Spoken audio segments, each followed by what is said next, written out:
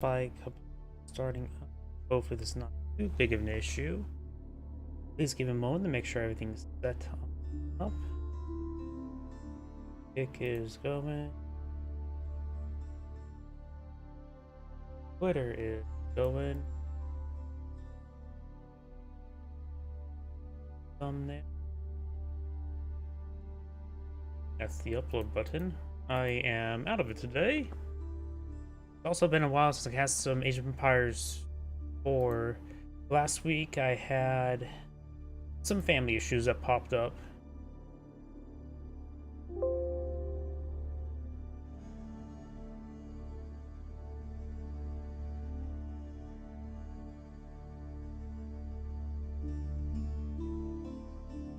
Sorry, I got a little bit distracted. Twitch is going. Like, oh wait, I got more subs, or not subs, followers on Twitch, but I realized, oh yeah, that was on my previous live stream. They said something about, oh, one of them said something about Twitch wasn't working out right then. Oh, either way, it appears to be working fine for me. Oh, that map.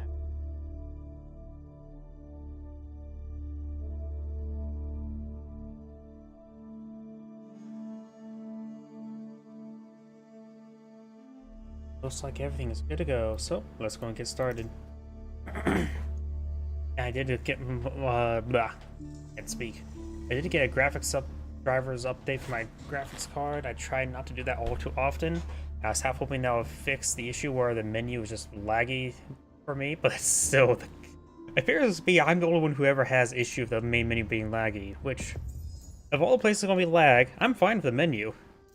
It's just that it's weird. Whoops.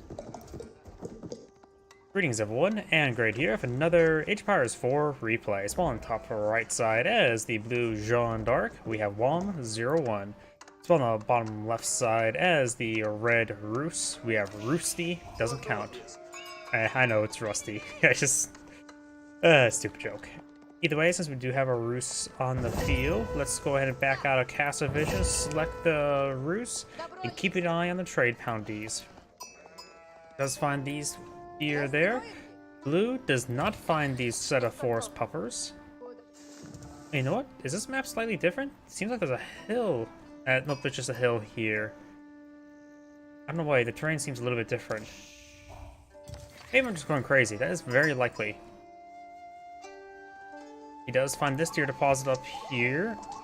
Red has a scout here. We'll find an exotic doggo. Does take out this deer deposit, which means this one is the only one that's not been touched. There's plenty of dogs to pet out there. You can get a bit of trade bounty from those dogs. He does have 165 trade bounty. He's also researching wheelbarrow. And now the school of cavalry is going on up. Does find a decent amount of sheep there. Does find this deer deposit as well. That'll give him the tier 2 trade bounty.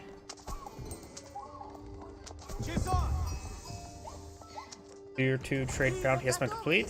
The Kremlin now being pulled on the field. In a decent forward position that will keep the stone and wood secure, so he has a good amount of resources there for the collecting up for the expansion. Another local doggo does get found. No head pats for him. Red Scout is a little bit wounded. The Blue Scout could engage the Red Scout. Just only if you make sure he scouts out his opponent. We do got at least 10 sheep that's following Red Scouts. Going for a stone mine there as well, so he is going to fight for secondary town center. Jeanne d'Arc does have a bit of stone being collected up. Maybe definitely eyeing for a secondary town center. Jeanne d'Arc is taking her time to build the school of cavalry. And there is a good number of sheep there. 8 sheep. And, okay, so some sheep there. A handful of sheep, but does get plenty now back at home. For blue, may have not found a good amount of sheep. Jeanne d'Arc has gone for the Huntress variant. The Huntress variant does, of course, have the Divine Arrow, which should be decent versus the early Knights. Currently, there are no early Knights in the field. We do have a Royal Knight. And there's secondary town center being next to berry deposit. Berries are not a great food source, but the roost player is getting plus 10% collection rate, which makes them tolerable. Excuse me.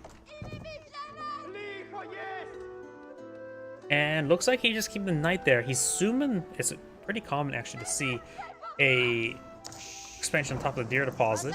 In this case, it's not going to be the case. I wonder, does Red see that with the Kremlin? Not that. Here we go. Red does spot the Kremlin. That's why he didn't expand out there. Oh, the Kremlin can see out pretty far, can't it?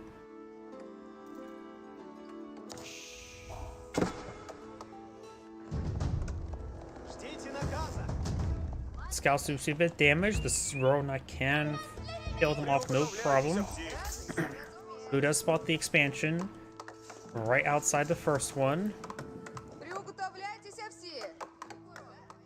And there's still a decent amount of villagers collected the sheep. He did put the sheep on the far side of the town center. He does not have occlusion on. He probably can't see this all too well. Occlusion, however you pronounce that. It's actually a setting that's now just by default on. I actually can't remember. I haven't touched graphic settings. The last time I touched my graphic settings in Age of Empires 4 is when I was first setting up streams and local recordings, because recording does eat quite a bit of resources.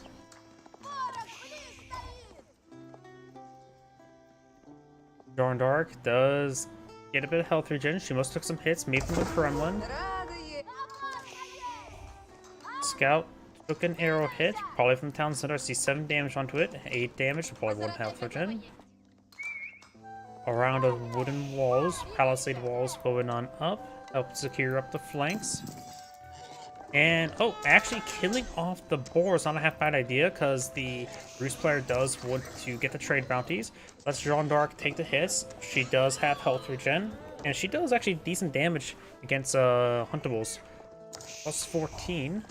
And she also does a bit of bonus damage there. Didn't fire off another arrow there, a bit of a whiff. Jeanne d'Arc is vulnerable to horsemen as well, not vulnerable to scouts, like the Khan. Her Divine Arrow says it's off cooldown. Let's actually switch to the French player so we can see the charges. He has 310 trade bounties, so he needs 15 and then 1. Actually, no, it simply won't get tier 3 trade bounty. The boar is dead. Horseman and Scout engaging Jeanne d'Arc quite hard. The Knight needs to rotate around, hit that Horseman. Great hits there. Divine Arrow casts on in as well. Jeanne d'Arc starts playing Ring Around the Rosie. Does get killed off there. Very nice. The Horseman has 15 health, so Divine Arrow can finish him off, but needs a bit more health. Jeanne d'Arc may want to actually stop moving, so keep the Horseman near the Knight. Does go down there. Jeanne d'Arc is taking 1 point of damage. This Horseman, next strike will kill her. 18 damage. But she did get quite a bit of damage done there. At least 2 horsemen, maybe a little bit more, went down. And Jeanne d'Arc does cost 250 to be redeployed.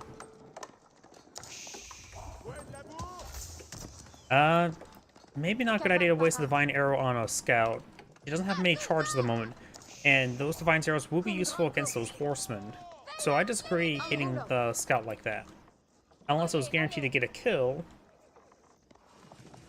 But I disagree with that cast.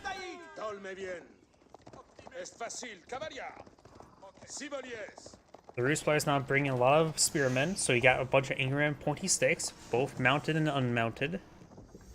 And now with the guild hall being put on field, it does withdraw the deer deposits, since probably won't be able to keep it secure with these forces nearby.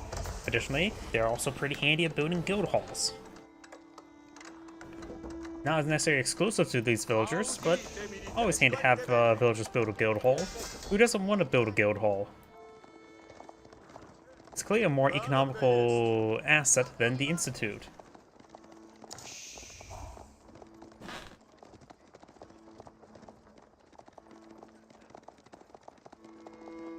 If you don't know, that's more or less a joke. I figured probably I wonder how well that joke landed as an economic building versus a research building. It's always funnier when you have to explain it right. Oh, either way. Range armor now being reached by the Roost player. He is very far from aging up. He has nowhere near enough gold nor food.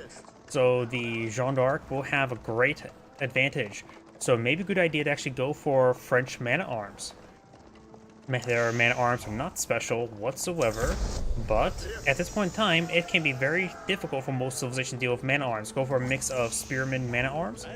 I think that would be a good composition, and she is starting to transition to man-at-arms. Now, let's see. Next question what Jeanne d'Arc should do is, should she go for champions or riders? Most of the times, crossbows are not not an uncommon counter against Jeanne d'Arc, but sometimes Rus just may go straight for Streltsy and not try to either build out crossbows. So maybe not. Champions will be reasonable. Of course, she still needs to level up. Let's see what her levels experience at. Over halfway there. Maybe Jeanne d'Arc should eye force siege engineers as well. Eric's not on the field. Ordnance come is probably a good idea as well.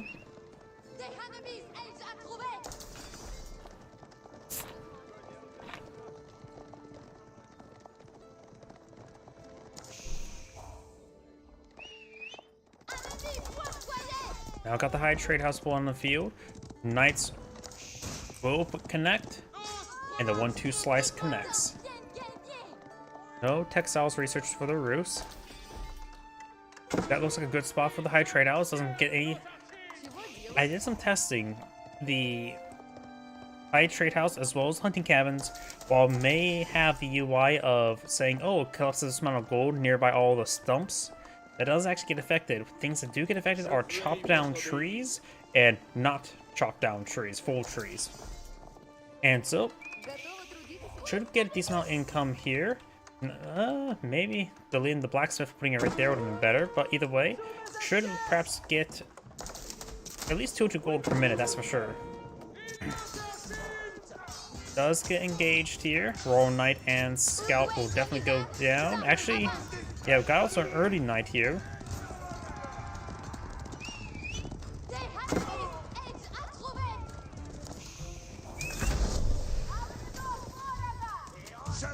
Do now have those men-at-arms trying to torch the way forward. We've got a third town center to hold out by the Rus. The second town center is held out by Jeanne d'Arc. So the Rus player will start pulling ahead on the villager count. Monk does receive some shanks from the scout. Some Arbiteers now being pulled out as well. Got the regular knights and the veteran spearman research. Siege engineers and ordnance company. Well, ordnance company is complete. Now we've got range armor and ordnance company. Ordnance company. Siege engineers. Monk will get that relic back. That's the only relic picked on up. Got a round of militia here. It will last for another 40 seconds.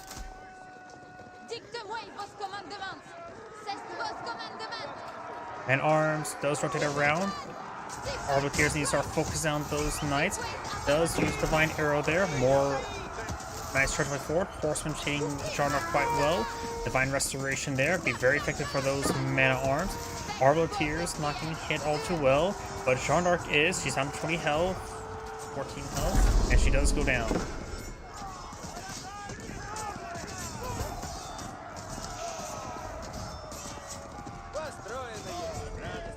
And now got those man-at-arms cleaned on up. Jeanne d'Arc just had a small army. And the Rus player won't have much of an army in the near future because the militia should be about to expire.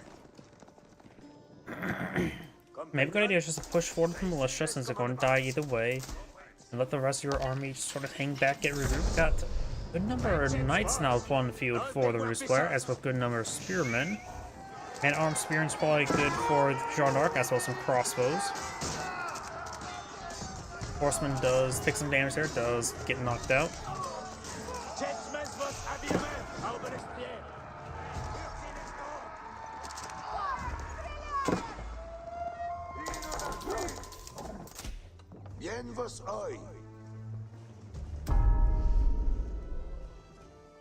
Got a decent amount of palisade walls being pulled on out by the Roost player. Wolf getting some bites there. Across the T there. Knights and horsemen push way forward. Oh, we've got range damage not being researched now, so give a bit more punch for these defensive emplacements. And Arbiters get some damage as well.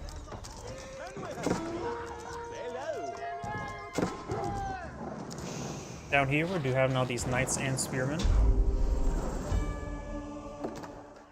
And the monk is taking some bites. More palisade walls going up by blue. Blue has claimed 3 relics. There's 2 relics remaining, both within red sphere of influence, with the behind these palisade walls. It's gonna be a 3-2 relic game. Monk goes down. Villager takes some hits. She may have stabbed the monk as well, and will not be capturing that sector just yet. Got now the spearmen and knights push forward. Got Jean d'Arc firing away. As that's the divine arrow, might as well throw it onto that knight. Another pair of knights and scalp push way forward. Going to stand and fight. That's probably not a great idea. She does have one more town than his opponent. The villagers do have textiles and does go ahead and get forced more deeper into the base and drop any villagers there. Spearman and man at arms straight forward. Good volley there onto the knights. And good amount of damage there. Jean d'Arc has now loaded up. I wonder what she went for. There she is. He does go with the riders, actually, which is the more rare asset. So we got riders, which are anti-crossbow. His bonus on plots and crossbows, getting the veteran archer research as well. Arbaletiers do have the passive ability, not only increasing their range, but also gives them +5 armor. The passive, when deployed, gives a passive effect for the passive. Yeah, that joke was horrible. Knights do right now have 5 armor. The villagers have 6 damage, so their knives are pretty dull, doing 1 damage each. Gamerson's not being researched by Jean d'Arc, which does give the Arbaletiers a good amount of armor, and with ability to withstand quite a bit of range hits and melee hits from low damage targets. They actually are a decent unit against archers and spearmen.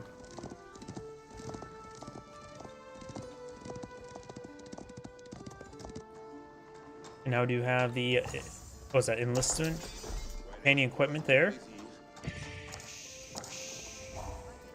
Giving Jean d'Arc increased health and damage, as well as +1 armor. Give her companions plus 20% health and damage as well. More arbiters being put on the field, so the raiders were definitely a good idea. Sneaks on in, realize he can't escape with the relics, decides just to capture the relic there. Maybe a good idea to pick up the relic and try and go conversion. Because you're going to lose the relic either way, might as well try to do something stupid. Scout takes some hits there, perhaps saving these knights from an early death. Enemy villagers are getting hit now. Red Palace now being deployed on the field. Being deployed way over there will really help keep secure the sacred site as well as this large gold deposit. Expensive investment for a gold deposit, but it is a good gold deposit. Additionally, if she ever goes for trade routes, this would be the starting point there, which is not a half bad spot for a starting point. Spear engaging does go down there. Monk taking some hits.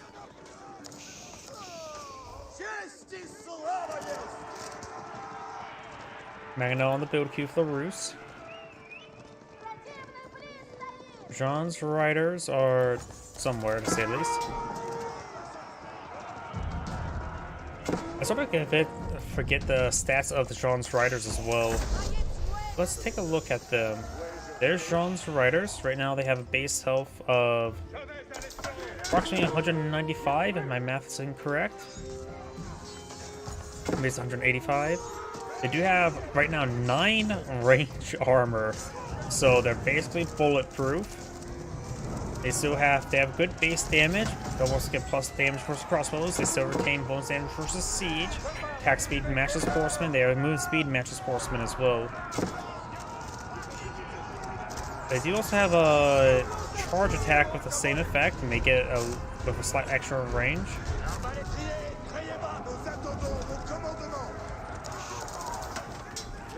Now we got a keep here, which does have the Arbalest in placement.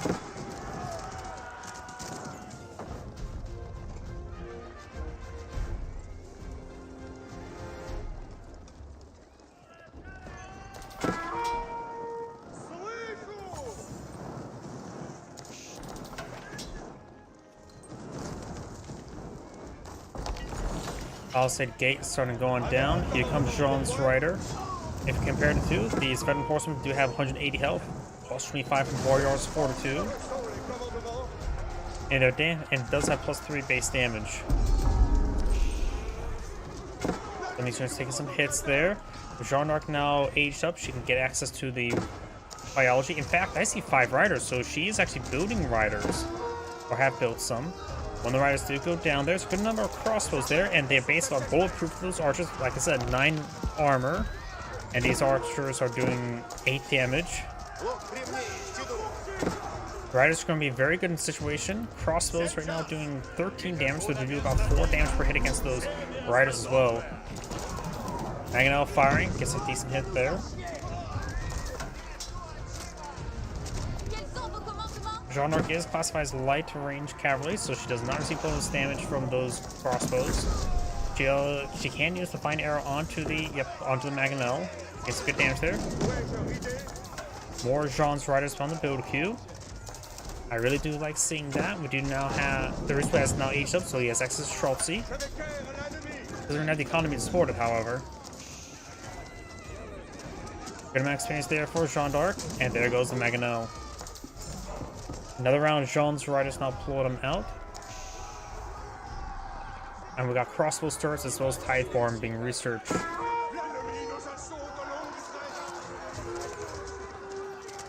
Hughes player has gone for the high armory, so he's starting to get his increased range spring gold upgrade. And this gold deposit is being claimed, down half amount. Militia now push way forward, gain some damage.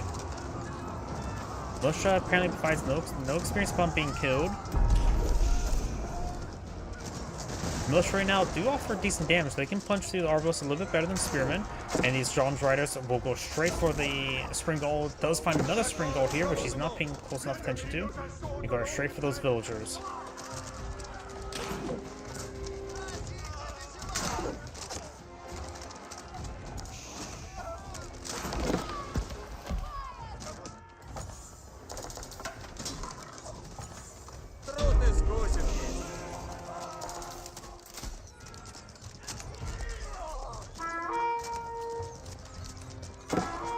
Arbalers do go down there. Horsemen are getting hit by the keep. Jeanne d'Arc has gone down. Right now the keep is providing, or the wooden force is providing 8 damage per arrow, which is only doing 1 damage against these Jean's riders. Looks like that armor's 8, 9 near Jeanne d'Arc, which is still pretty significant. Got some Schultzy now being pulled on the field.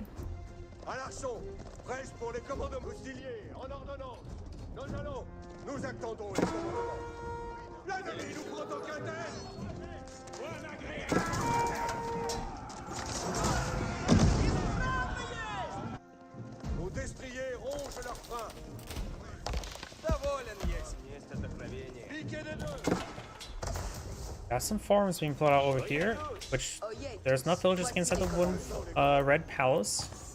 She is pulling out more of the Jean's riders. We got more spearmen being pulled out. Spearman there appears gone down. Jean's riders moving around trying to find more opportunities to engage some villagers.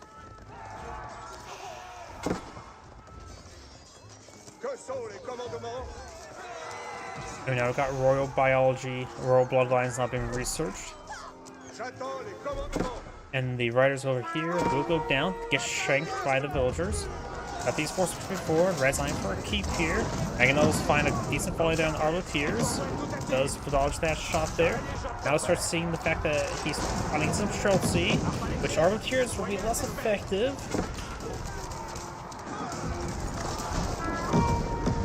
Does charge way forward, gains good damage there on the Springald, takes it out.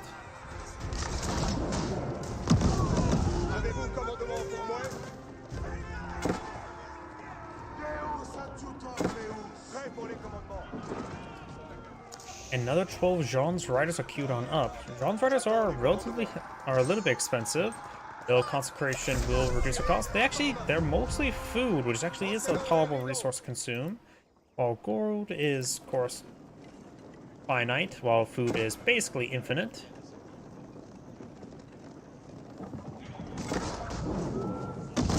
So Jean's Riders are a decent investment. And also a bit more of a unique investment. So against all this Streltsy, he should definitely eye for a Mangonel or 5. Speaking of which, the Roost player is going for 2 more Mangonels, putting up to 5. Got some hits there on those farms. He does get inside the keep, potentially. The keep does have the Arbos in placement. No boiling oil.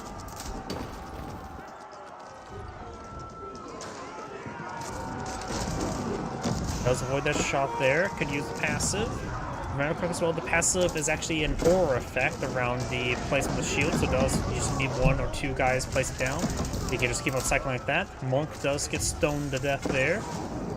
Jeanne d'Arc is currently doing 100 damage per arrow, which will not be enough to one-shot Streltsy, and more than 100 health. Spearmen, however, Elite Spearmen do also have the same amount of health. More of these weapons starting going down. The Springald doing some great work. All the Mangonels do go down. Jeanne d'Arc getting plus 6 experience per Mangonel going down, so she must be very close to leveling up. Streltsy being streamed on forward, getting killed for free, and giving Jeanne d'Arc some more veterancy. Or experience, same difference in this case. And she's almost ready to level up. It may be a good idea to go for the cannon variant. I don't think the 7 Riders... 7 Riders could be useful. She's been making great use of the Riders. She's leveled up, and what first does she go for? I think the cannon variant would be better in this situation. That's for the cannon variant. Also, the aura effect is a bit more convenient than the target effect.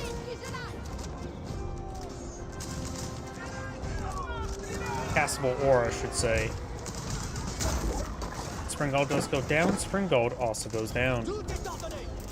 And now Jeanne d'Arc is going to do what? 150 damage per shot for Divine Blast, which will one-shot Springalds, which means she can snipe those herself. Mangonels as well. He needs to go for the increased health upgrade upon seeing that level up. As it gets increased health, they won't get one-shot by Jeanne d'Arc, which is actually really powerful right now. Because this is one of the reasons why I think Jeanne d'Arc's range variant is very powerful. She does quite well. I'm pretty sure it does a bit of AoE. Maybe not, but still. Right now she does have decent range. She has good damage, even versus structures. It's hard to kill her off when she has this range. She is classified as a siege cavalry as well, so may not be affected by crossbows. So I don't know if... Wait. Does that make a horseman do extra damage to her? Because horseman does bonus damage versus range. No, she's not classified. It doesn't say range. It says siege. So does that mean she takes more or less damage from horseman? Does she take bonus damage from being ranged? Does she take bonus damage from being sieged? I don't know. Anyway, we got the French cannon on the field.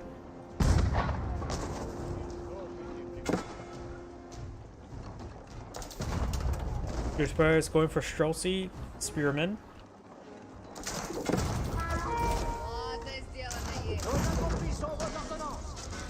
Cannon goes down. She only has 5 range armor, so the arrows are doing some decent damage. Her range is 7, so the keep will do actually still good damage. Mangonel rolls a miss there. Arbaletiers still have a bit of trouble. Spearman right now doing 14 damage per strike. The Arbaletiers can get the 10 armor, I believe, from this age. So maybe just 9. Still able to absorb quite a bit of damage from the Spearman. Now got the Jean Striders pushing way forward and the way back. They have 356 health for the moment, which actually is quite high. Pretty sure that's all getting pretty close to Royal Knight territory as well, Elite Royal Knight. They're very healthy. And their high health just allow them to punch through those spearmen. We got the Mangonels fighting each other. Jean d'Arc has gone down, which means she's going to have to spend 1,000 gold to resurrect her. And she and Jean d'Arc may have her second coming. Horsemen taking out the Mangonels there, very nice, or Jean's riders.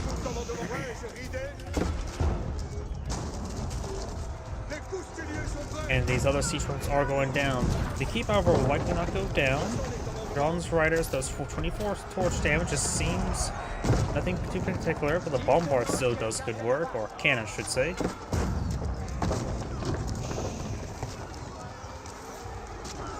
Jean does have a bit of food and gold stored on up. But the keep does go down.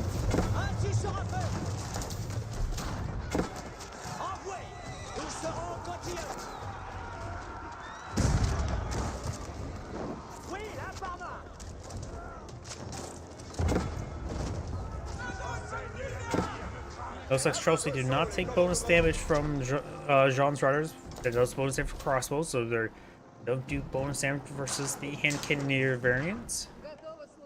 If you ever were wondering about that. Something in the back of my mind wondered about that. Got Boyars for biology being researched by the Rus. They may be eyeing for something. Maybe horsemen. Or maybe knights. After all, Rus knights are one of the best in the entire game. They can get an upgrade to get them +4 damage. Problem is, the Rus economy doesn't really support knight production. Extrossi are cheaper than knights, costing only 180, and they just offer a bit more generalist capability for that price. While the knights, they're a bit more. When you got cheap Extrossi, it's hard to justify those knights, especially when they cost almost half in gold. And the Rus doesn't get any big gold advantages, just some small ones. Spearmen do go down, and when you have that amount of gold, it still costs quite a bit of gold in comparison to Extrossi as well, 100 gold versus 90 gold. But it's there by the bombards. Spring gold is being pulled out as well. Great Mangonel hit there. We also got now the siege workshops consecrated, making them cheaper as well. Oh, got some Jean's riders here. Mangonel does take a hit. Looks like up north we do have villagers collecting up gold. Almost 3/4 is almost depleted. Got a small gold deposit here. Nothing much remains of it, but some. So Jean d'Arc may want eyes to get some trader markets at least on the field.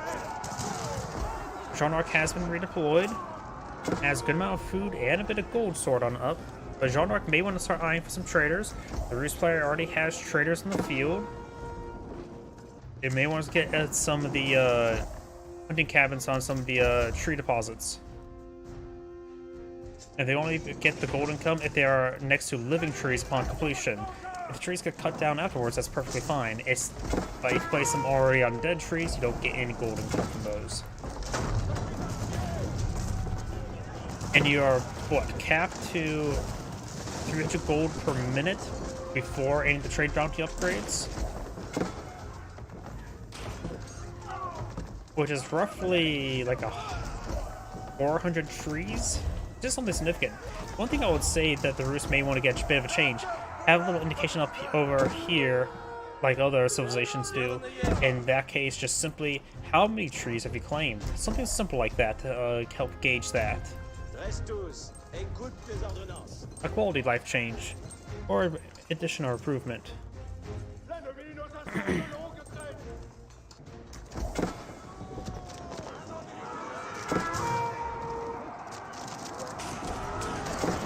Mangonels fire a pretty good volley there on those spearmen.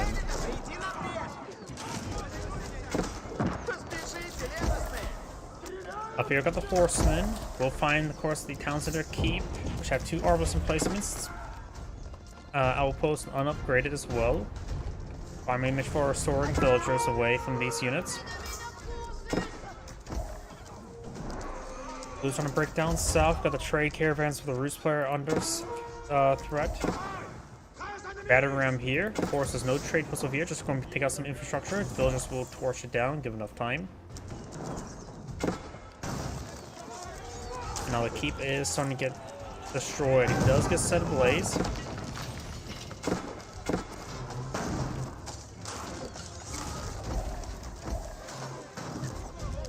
And the keep does go down.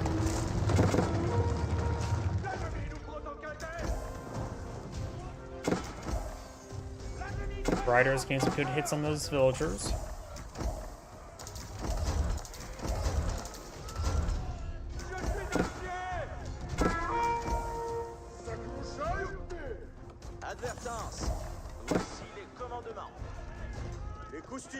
Running 24 riders in the field with 20 Arbalists, Arbaleteers, and a good number of battering rams. With a, what, 25% discount on battering rams? That could be, oh, very cheap battering rams. What was that, 150 wood?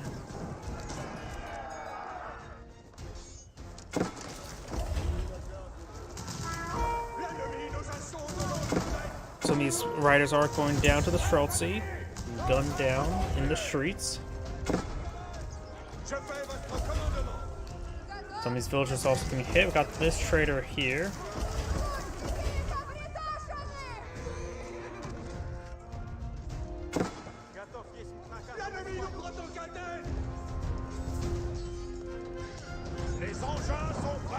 Villagers trying to torch down that battering ram.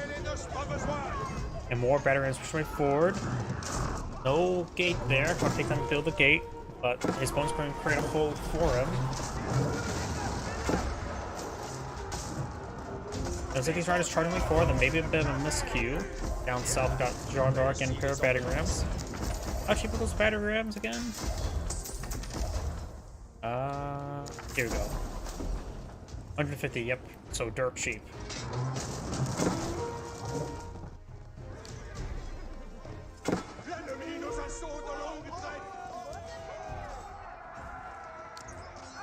Right now, the Roost player has a pretty good resource float, including gold and wood.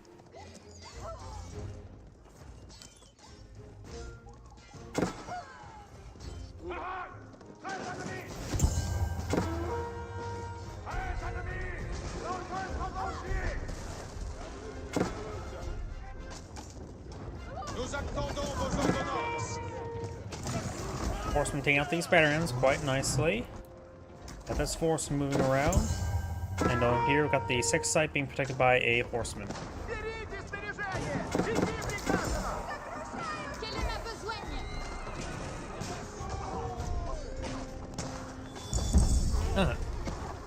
The traders have plus 18 health. Is that from biology? I think so. I didn't realize traders get affected by biology. Garnock does go down. Spanners will be cleaned up by those forces. With the bonus damage and the damage vulnerability on rams. Yeah, those battering rams don't last so too long for horsemen. Bronze Riders now pushing the way into this opponent's base. Got these horsemen, spearmen sort of moving around.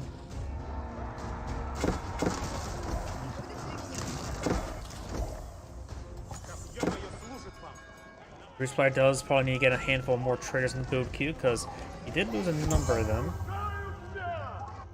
Because currently has approximately 15. Actually, no, that's just 5 in total, isn't it? Total active traders, yeah, 5. That's actually not a lot.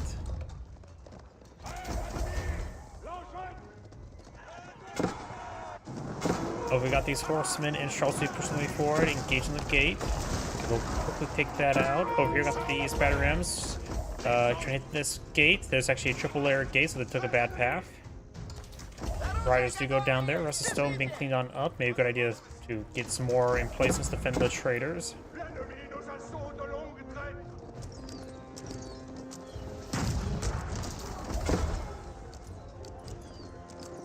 Got more horsemen on the build queue. Got bombard emplacement inside of the castle as well. Veteran goes down. Villagers getting inside the town centers. Got a couple spearmen for defense. Spring balls as well, which are not really good for defense in this situation.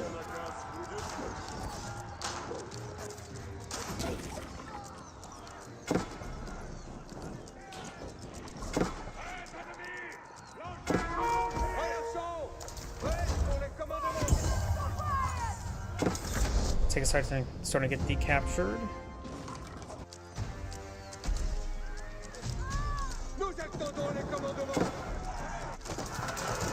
Spearman can for Schultz pushing forward. Going for some walls up there. Villagers may want to stay up there to get a bit of damage resist. Some do get gunned down or gunned up. Spearman and horsemen charge away forward. Jeanne d'Arc's taking some severe damage. Still wondering if she takes damage from both these bonus damage sources. It looks like she went down pretty quickly, so maybe yes. But there was a lot of guys hitting her. And hitting on her. We now have these riders taking some damage on these various traders as once again. Some of these Mangonels are going to go down. Streltsy and Horseman push forward. Spearman as well. Jeanne d'Arc does have a decent amount of food, some wood and gold to work with as well.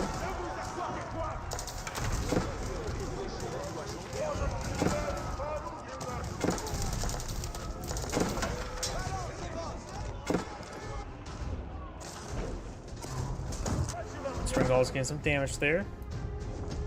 I've got this batter ram falling on back as well.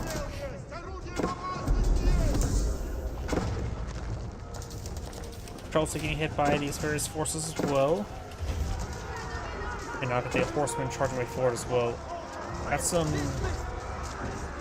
elite man-at-arms for Jeanne d'Arc here as well. They do have the elite army tactics. And one needs plus one more melee armor. Probably should get that. Probably a bit too distracted, forgot about it. Spearman taking some damage onto these forces. And Jeanne d'Arc's now running out of woods. Go for more Jeanne's riders, maybe some champions. Jeanne d'Arc has been redeployed. Or that was just a single side go on down sound. That batter ram does quickly go on down. Got the rest more of these forces being streamed on in by the Rus. It's having trouble remaxing.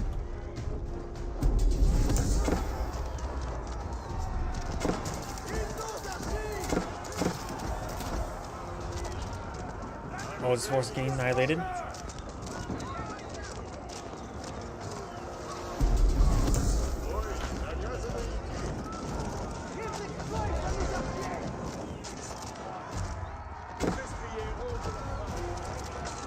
Riders push right forward. Got these crossbows getting some damage on those horsemen. Riders moving around. Does find some Streltsy here. There's actually a decent ambush spot here against those Streltsy. Good number of Arboteers and Spearmen here, taking out some Rus battering rams. I wonder if he has Wandering Town. Looks like he has the various upgrades. Up north, got a Rus battering ram here, going down to the riders. And the battering ram here, being torched by the villagers.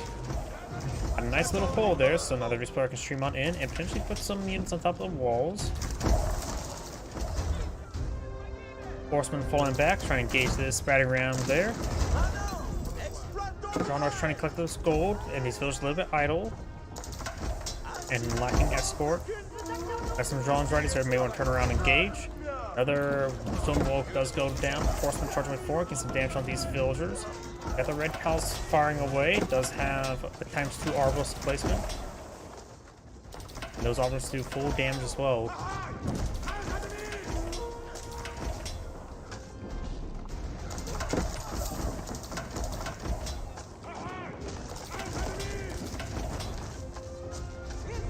Battering does go down there. Spearmen and horsemen charge away forward, or riders. Another battery does go down. Good number of horsemen pursuing. Except being captured. Just some various other stuff here. Riders trying to torch down the markets. We got a couple guys here trying to torch down the lumber camp from the Jeanne d'Arc. Spearman, Arbaletiers back into his opponent's farming line.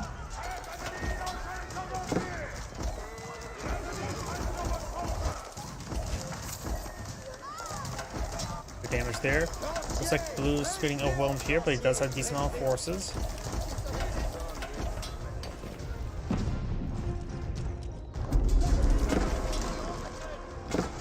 More batteries starting to go on down. Horseman does go down. Over here, got these forces.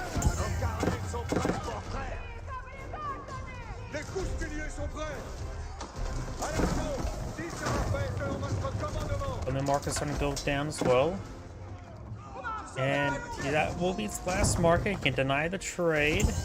Some of these guys can just drop off a bit of trade before that market goes down. Horse or riders gain some good damage on the traders. Traders are still working unescorted. Got some of these forces here. This player has some resources in reserve, but actually running low on food. A breakthrough over here. More batteries pushing over here.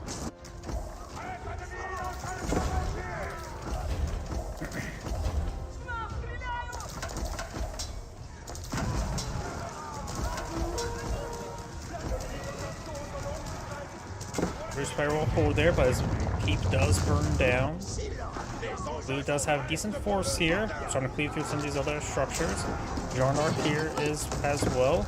Consecrate actually almost has almost all charges of consecrates. There's better to max on consecrate. May want to get out some more production structure, just spam out on any production structure. Because reducing income on any structure is not bad. Riders falling back, Spearman charging way forward. And there's the attack speed aura as well. Jeanne's riders move around. Oh, looks like this deer deposit has never been claimed by the Rus. That's actually quite a bit of food not obtained.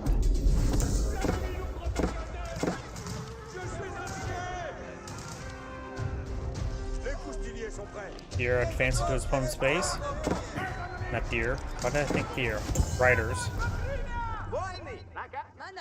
We now have the Sacred Site being touched, but does get overran, run past. Riders gain some mining camps. Got some more riders over here. Gain some villager kills. We're hunting up some of the deer. Right now, the Hydra does provide 213 gold per minute. A good amount. Right now, I think all the Rus's gold income are from passive sources. In fact, the Rus player's down to 60 villagers, so the French player's doing some good numbers there. He does have only 2 town centers, so it'll be a bit difficult for him to recover. He has a little bit of stone, not enough for a tertiary town center. He's actually not building any more town centers either. Oh, he does have a tertiary town center. He may go for a quad-tertiary center, if that's even the right word. In other words, he needs villagers. Jeanne d'Arc does go down there. Expensive boss, take 1,000 gold to get it replaced. Villagers maybe eyeing for the deer now. A mill right there, including all the deer, is going to be very important. Actually, migrating down here, got a round of barracks from going out. Proxy barracks inside his opponent's walls. Villagers trying to go. Oh no, those are blue walls. Not sure. Red is trying to go for markets here. We'll set the villagers on through. We've got reinforcements being queued on up. Jeanne d'Arc does not have enough population housing to get those reinforcements on the field. Push down some of these other structures. Those have boiling oil available.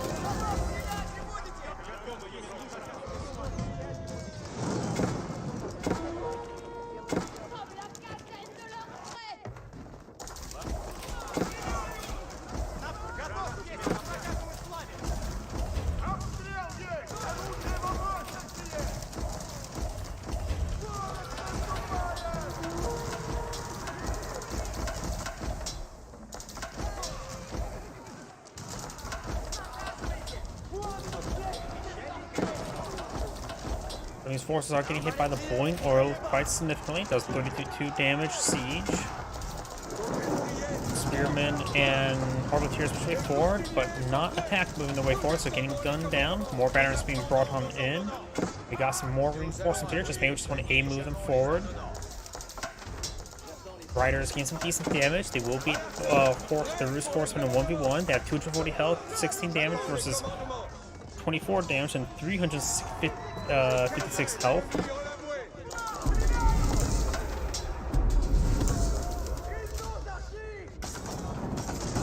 And it looks like all these forces are taking out those Roost battle rams. Roost players. Oh, what the heck? 26 villagers. I didn't realize how many he lost. I'm paying attention to that. So the Roost player's down to 25 villagers. And I'm not sure why he's seeing that back in the game. That is far too many villagers lost.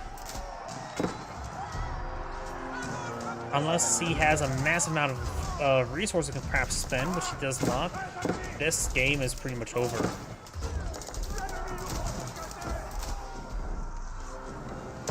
He's trying to get some more traders out, which is good gold income. He can take that gold and buy food. In fact, he may want to buy a amount of food right now and or wood. Walls have been built, and now he's forced to go around. A couple of those here are still building the rest of the walls.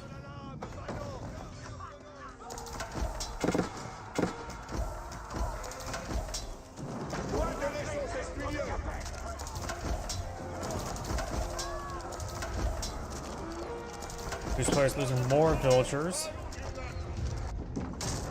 Couple battery rams. Battery rams charging way forward, trying to hit that Kremlin now. And the Roost player does back the game. This Anagrade saying, thank you for watching, and on to the next replay. Before I get started on the next replay, I do need to use the restroom. Please give me one moment. Plus, I need to adjust my AC.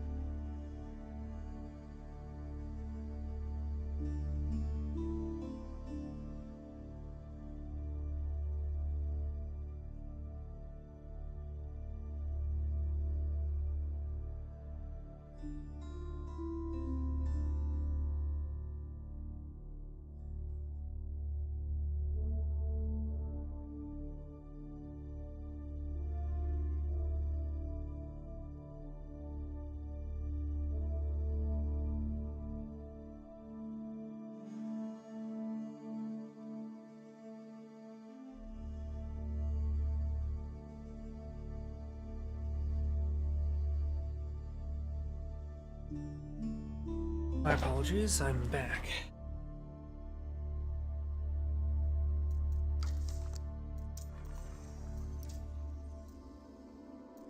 Let's see. That was... oh, there's actually... this one's new. Oh! Before I get started, let me make sure I have a bit of a drink nearby.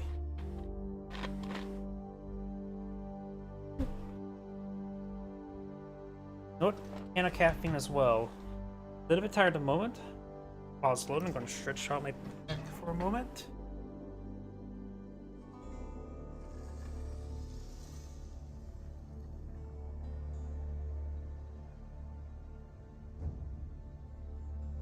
There we go.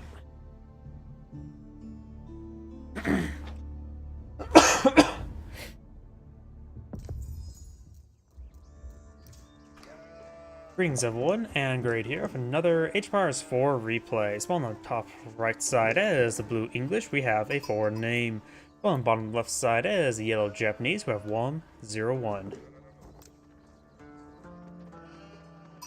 If you take a look here, the English player does have a deer deposit and a boar right next to each other. That's quite a bit of food. Decent amount of berries there, but it's English. There's a good chance he won't even touch the deer, let alone the berries, because their farms are dirt cheap. Additional deer deposit over here, but I still think maybe actually is a good idea for the English player to expand right there. That's just a lot of food there. House into mining camp. forge and house there. For the Japanese player, his deer is a little bit farther away. We've got a deer deposit over here between two berry deposits. Once he gets some of the, what's it called? Tawara. This will improve the berry collection rate so the berries collect up faster than, or about on par to deer. And when he gets the next upgrade, it does also make his berries collect much faster than deer. So, maybe a good idea to actually expand out to the deer, and then go ahead and sprawl out to the nearby berries.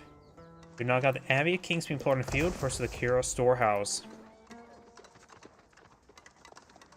Kira Storehouse will, of course, give him some decent amount of farms. He doesn't have to travel.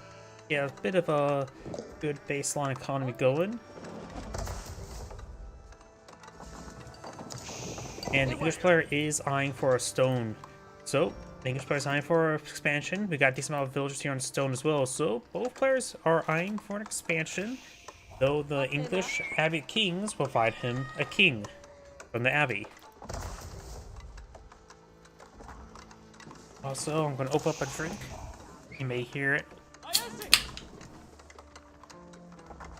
If you see the length of the replay, I have a feeling you know why I have a energy drink in my hand.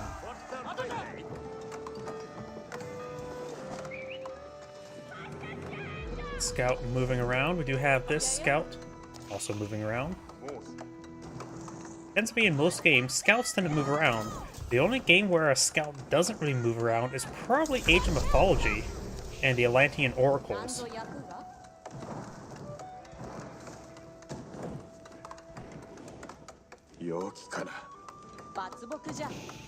Does have enough stone for his... No, it's actually stupid of me to assume that the Japanese player was going for the stone to get out expansion, but now we've seen the wood, that's definitely the case because the Daimyo Manor also exists. Maybe he was going to try to go for an early heavy bannerman. Heavy calf bannerman, mounted banner. But that is not the case, it is expansion. Looks like the scout may be the king's future queen.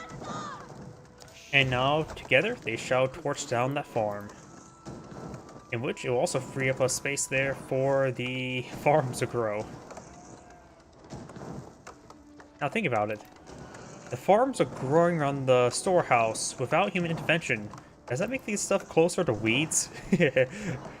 Unkept, unregulated farming. Just let it blossom. Do rice plants blossom? You know? I was sort of trying to make it like, oh, it's growing weeds. He should really cut down the garden, make it choke like that. But now I'm just wondering. I don't think I ever really know what a rice plant even looks like. Because I have grown corn in the past, potatoes and other things that are in the ground, but never rice. Bit of arrowheads there onto the king. The king, of course, can heal himself up, no problem. We got actually quite a bit of stone being collected as well. He may be eyeing for a Daimyo Manor or two. And this may be Ultra Turtle Japanese. Does that make a Teenage Mutant Ninja Turtles? No, that's definitely Western, not Eastern.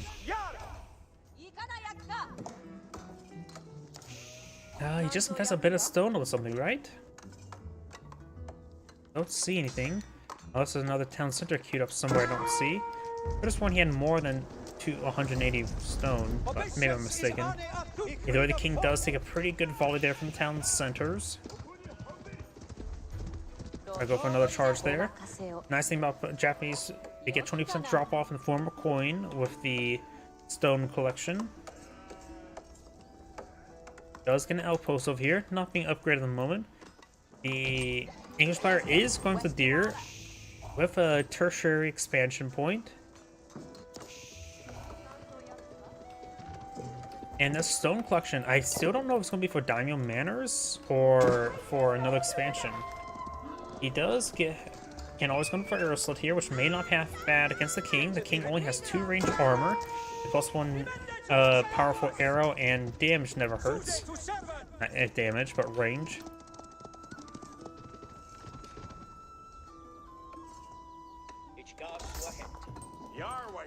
He is actually even going for berries.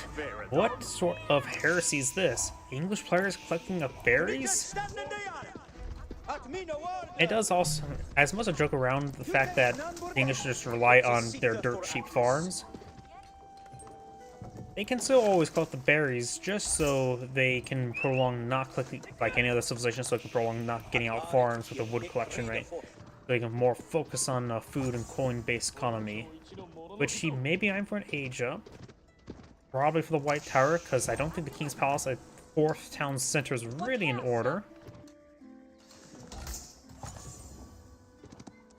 And of course, the White Tower will be very flexible as a production queue, because right now the only production queue for military units is the Abbey Kings for a single king. The King and the Scout are engaging each other. We've got a single Spearman here. And we also got a Bannerman here, Uma Bannerman. We do have a Daimyo Manor here. With 2 town centers, you can get a good number of banners out in the field as well.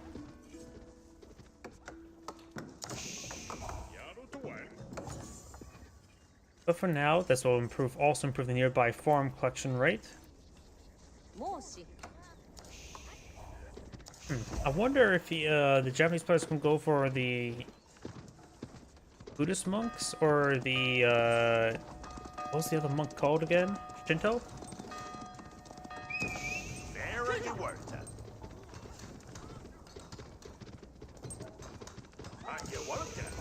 King is charging his way forward. We do, of course, got the outpost here, as well as network castles. The Scout stays alive. If he would have stayed in there for a little bit longer, maybe an extra arrow volley could have got the kill, but without the arrow slits, the range is not good. Loading gate now being researched. That will give him the free Yoshiros to get extra gold and or food and or wood income, or maybe just other production in general. The deer's almost completely cleaned on up. I think the boar... That may be the boar right there, because I don't see the boar alive here. So I'm feeling boars right there. I'm having trouble clicking on it. Deer carcass, boar carcass. And there's a White Tower. In a good defensive location. Wolves. There's White Tower in a reasonable defensive location in the middle between all those town centers. And this is one reason why I always say it may be a good idea to keep a sheep following your scout at all times, because that sheep is blocking the movement of that Bannerman.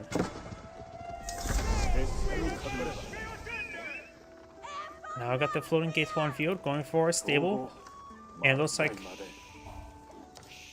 I just won the Yoshiro. No, not mine. He does take the Yoshiro, does throw inside this stable here, and going from mounted samurai. Transition to some heavy cav.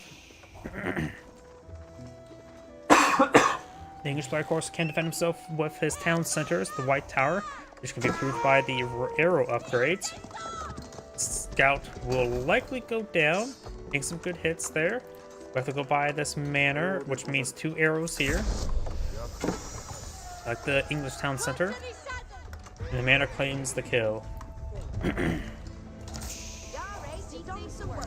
Last of these food has been cleaned on up. Can always go to berries afterwards, at least for the interim until he gets enough wood for farms. He's starting to go for some farms now. Got some more berries back here, and actually there's a massive berry deposit here. Oh wait, that's not. For some reason I got that mixed up with the berries as well. There's a large berry deposit. We got a good number of samurai, mounted samurai, the Bannerman, and a scout here. Going for the network of citadels. You can see all the heavies. The White Tower can start producing out some spearmen. Does not have the veteran spearman research, which is very important. In fact, he doesn't have a blacksmith or even a barracks.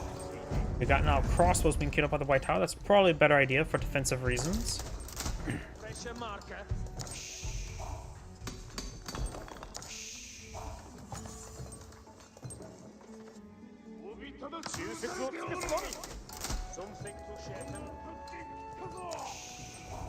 Another Shinto priest actually being queued on up. I'm going to try to claim for the relics. The king does take some hits there, but does stay alive. You can fall back to the Abbey. Remember, the Abbey also provides health regen. 6 health regen out of combat, which actually is very significant.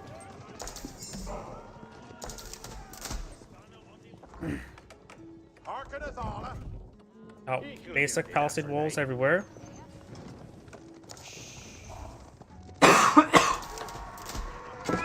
King charges forward once again. Good chance that King may go down. The monk, of course, can heal him up as well. We got the final wheelbarrow research for the Japanese player. Though actually, there's still plenty of berries to clean up. King goes down a little bit foolishly, maybe just trying to stall out for the crossbows to rotate around.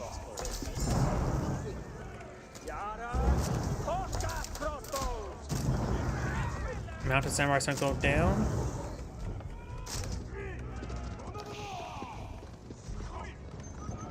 Does sort to fall back. Does need perhaps get some spear mixed in.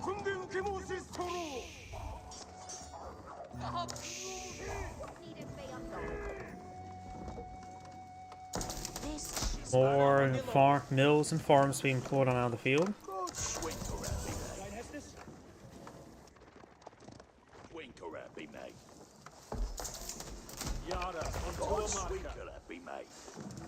He even play some Vanguard Man-at-Arms.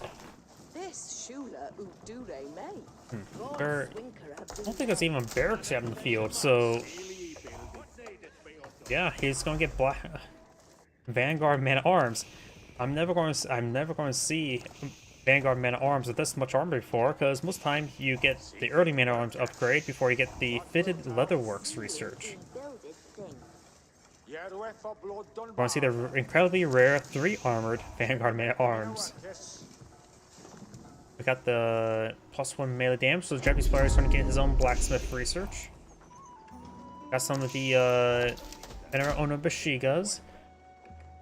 The English Man-at-Arms should be relatively effective versus them once they get the armor-clad research. We got now the early Man-at-Arms research on the way. Fine, pull out some basic walls here to keep this gold and as well as a bit of stone secure. Longbows will be effective in this situation as well. The rest of these berries being cleaned on up. We do have them queued up to go for a mill for the deer. And over here we do have Mounted Samurai trying to break through there. Some of the English villagers may go down. They do have textiles research, being forced on back. The early Man-at-Arms only have 4 melee armor, which is actually not too significant against the Onobushiga's high attack speed. They'll do 5 damage per strike at least. King gets sliced apart. We got the regular Man-at-Arms research on the way. We do have the walls going on up. Definitely there's armor clad.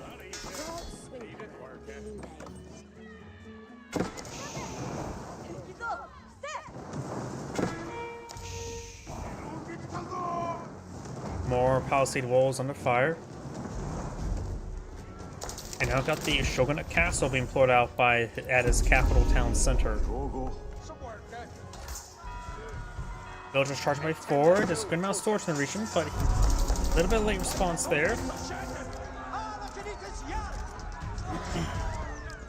A couple of Onobushigas do go down. The English player still has plenty of villagers. Got the villager there going down as well.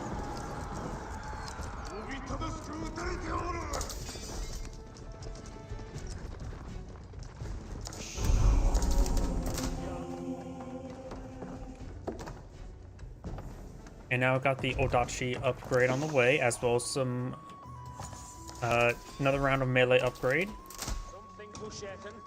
Odachi will give the samurai +4 damage against infantry, so English Man-at-Arms will have a bit of trouble.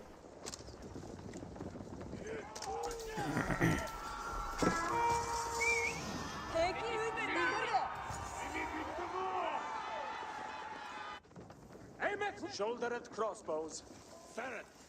But the English Man-at-Arms are still very tanky, should be able to stand a bit more abuse. At this point in time, the samurai will basically have +2 damage advantage against the English Man-at-Arms with the armored clad research. Assuming, yep, looks like the melee upgrade there. And now got the Berkshire Castle being put on the field. I was half hoping to see the Weingard Palace. I like seeing the Weingard Rangers. Longbows with extra range, extra damage, and extra health. as well as dirt cheap trebuchets.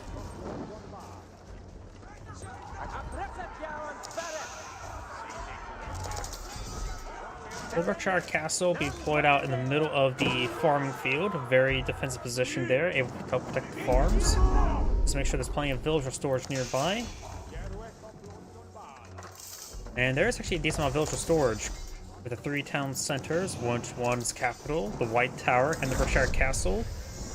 That can probably store up, let's see, 15, 20, 20. White Tower stores 20, right? Yep. 40, 55, plus 14, 60, 60. Oh, it can store up to a nice 69 villagers. I suppose if you add this one here, it'd be up to 76 villager storage, which is still very significant. And we're probably not going to see 76 villagers in farms around here. Just probably around 60. Tengashima Gunsmith having point of view, get you access to free gunpowder units, as well as the unique gunpowder Otatsu, or however you pronounce that. The gate does get set ablaze. The gate will be saved by that villager.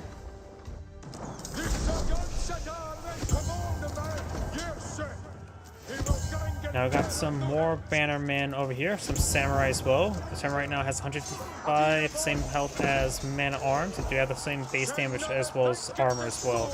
And of course, one free deflection hit.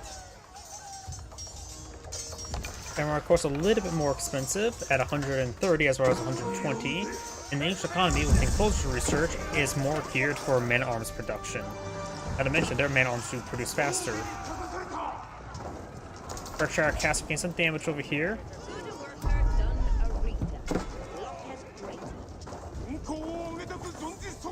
Getting some good damage here.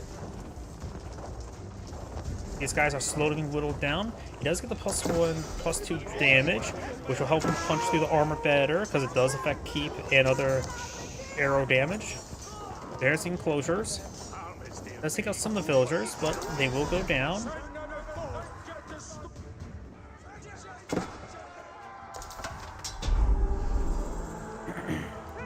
Right now, the Japanese player has hardly any blacksmith research, which may be a bit of a problem. But then again, he does have the blacksmith melee. Remember, its bug doesn't show up there. If they could fix it by having the things have that little marker like the Mongols have to indicate when that gets researched. They need to do a little bit of cleaning up with the UI and after the expansion. They have not done that, because the IU-bits doesn't even show the age up in the progress bar. Man-at-arms engage the Onabashigas. Their high armor is going to be very useful. Got no elite man-at-arms research. The English players doesn't have enough gold for that. And we also got a Daimyo Commander here, so his bannerman number is quite high. The king is dead. Long live the king. But it looks like the king's not going to be deployed on the field, so no long live the king. Crossbows are a little bit more expendable. Probably best idea not to really go for the elite research unless he's really trying to build some more of them. Maybe a good idea to just go for hand cannoneers as a higher punching unit against the samurai.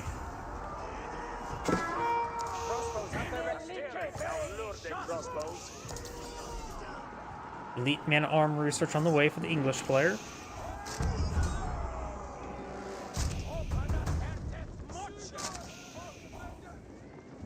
And we're also elite armor tactics and elite man-at-arms. I haven't seen the Odo tactics researched. Doesn't appear to be researched. Does have the elite samurai.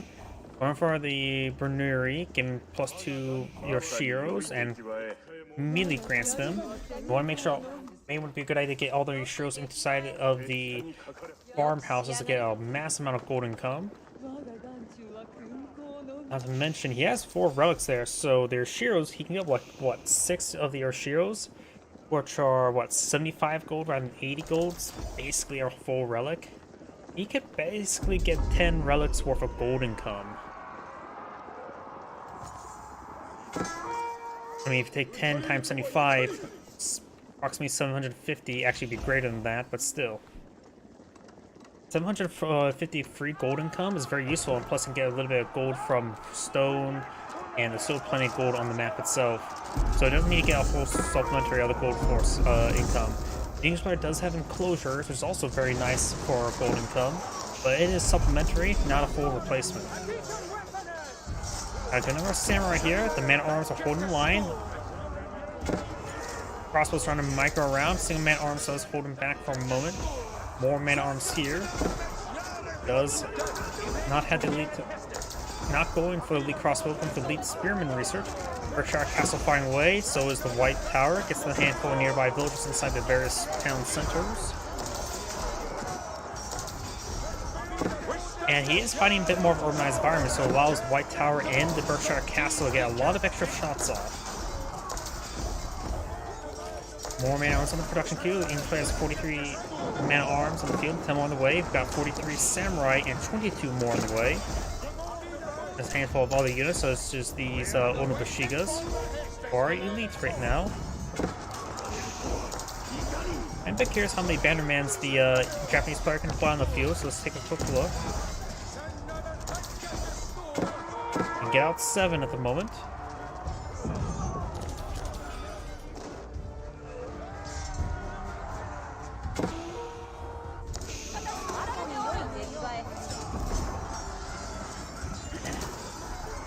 Some of these man-at-arms taking some hits.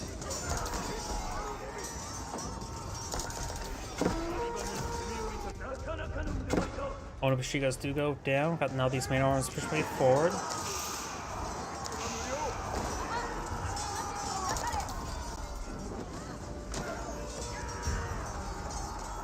And those man-at-arms do all go down.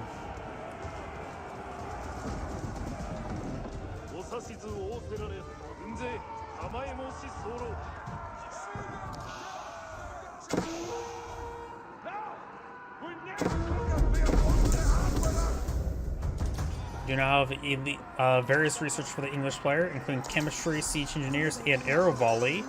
So maybe I need to get some. He's starting to get his longbow research on the way as well, which will be useful against Onobushigas if his opponent starts to transition to mass Onobushigas. He has still a decent number of crossbows in the field, not going for elite, which is maybe best since he's going for chemistry. Not so surprised he's gone for arrow volley, so he may still eye for incendiary arrows. Or may get that research when his opponent starts to transition to Onobushigas. Was at least progressing the longbow and research makes it a bit more of a faster response time transitioning to other units. After all, longbowmen should be very effective versus Onobushigas.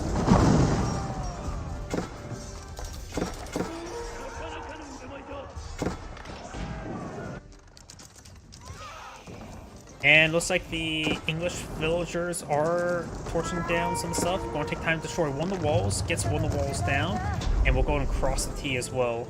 I always wonder if people understand what I mean by crossing T, because it's like crossing T. It's actually a Navy term as well. Ships tend to travel in single file, and if you gauge, if you were to cross the T of a single file line, it means you have a broadside on them, and they only have the single frontal batteries, the front ship. Of course, in that situation, they can also just spread out and maybe get a whole bunch of broadsides on you. That's just naval stuff. Men-at-arms engaging the various samurai and Onobushigas. They will get full. We got the king being redeployed on the field, because might as well. I still believe the king should be like a free respawning unit like the Khan. Or at least maybe get a research available to make it to have that happen. There's also, for a time frame, there was 2 English kings, so maybe a research to allow you to play a second king like that. The king and the high king, or the rule of 2, I think it's called. Either way, the man-at-arms are torched down the outpost and the forge. This gold only has been slightly touched inappropriately. That is a good number of outposts. He has 33 villagers here, so this is with 15, that's 35 villagers worth of storage here. Trying to go for a bombard here, can't deploy one out, man-at-arms pushing forward. May go for a big round of research on these outposts, but maybe not, it's just meant for villager storage. And I'm sort of surprised that the keep is firing against that stone gate. I thought you could fire against stone gates.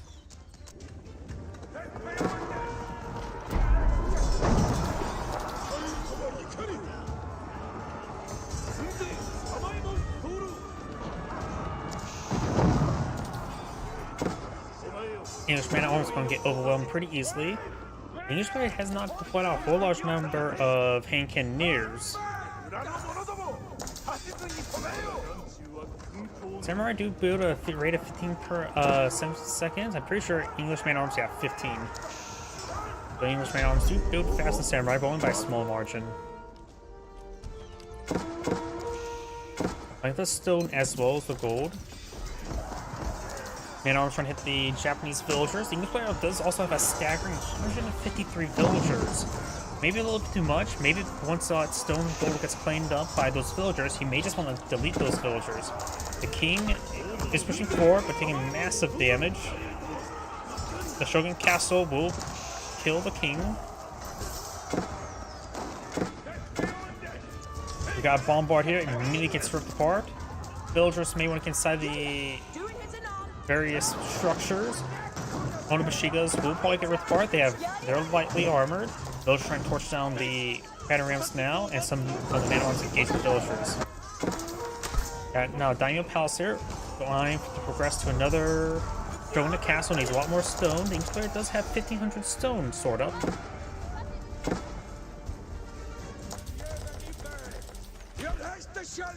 Villagers migrating around, trying to steal this gold deposit, but there's a castle here.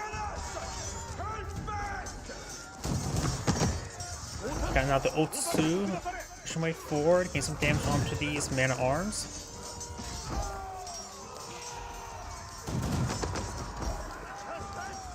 Trebuchet now deployed on out.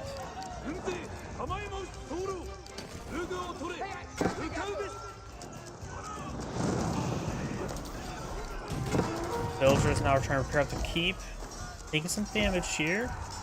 So a decent number of villagers in this region. The Otsu do have 7 range armor, does get inside the keep. The keep's arrows are 15 damage, so they will do decent damage to the Otsu. May want to focus those down. And then check the samurai. Okay, I got some various forces, including some batting rams. And that is a good number of Otsu. They're going to report that in no time.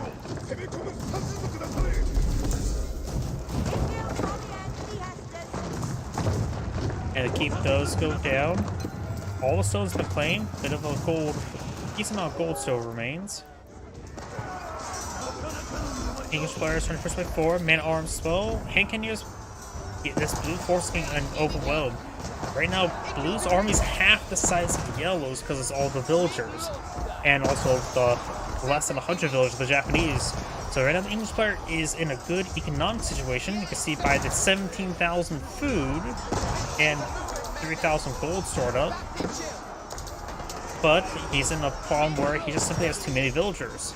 The Japanese player is in a position where he needs a little bit more villagers, but not too many. Could maybe try to replace those villagers with traders. And here's microing around. Final line level 4 melee damage being researched by the Japanese player now. Keep here, more English man-at-arms and hand cannoneers getting intercepted and sliced apart. Alright, English keep here, trying to collect up some wood. English player is actually a little bit low on wood. The king has been redeployed in the field. Long live the king.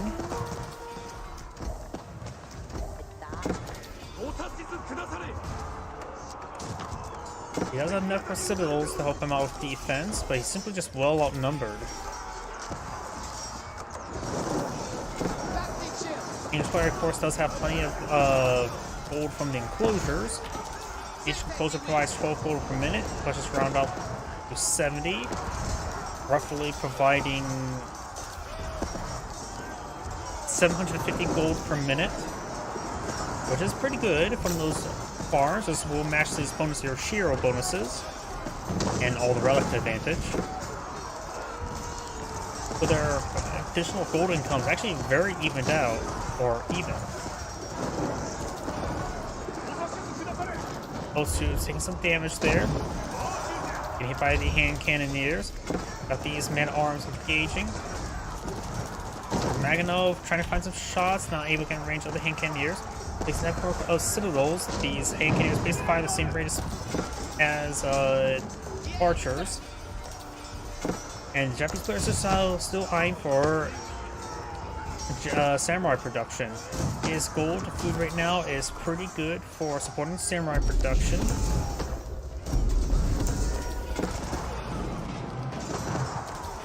Another battering ram there.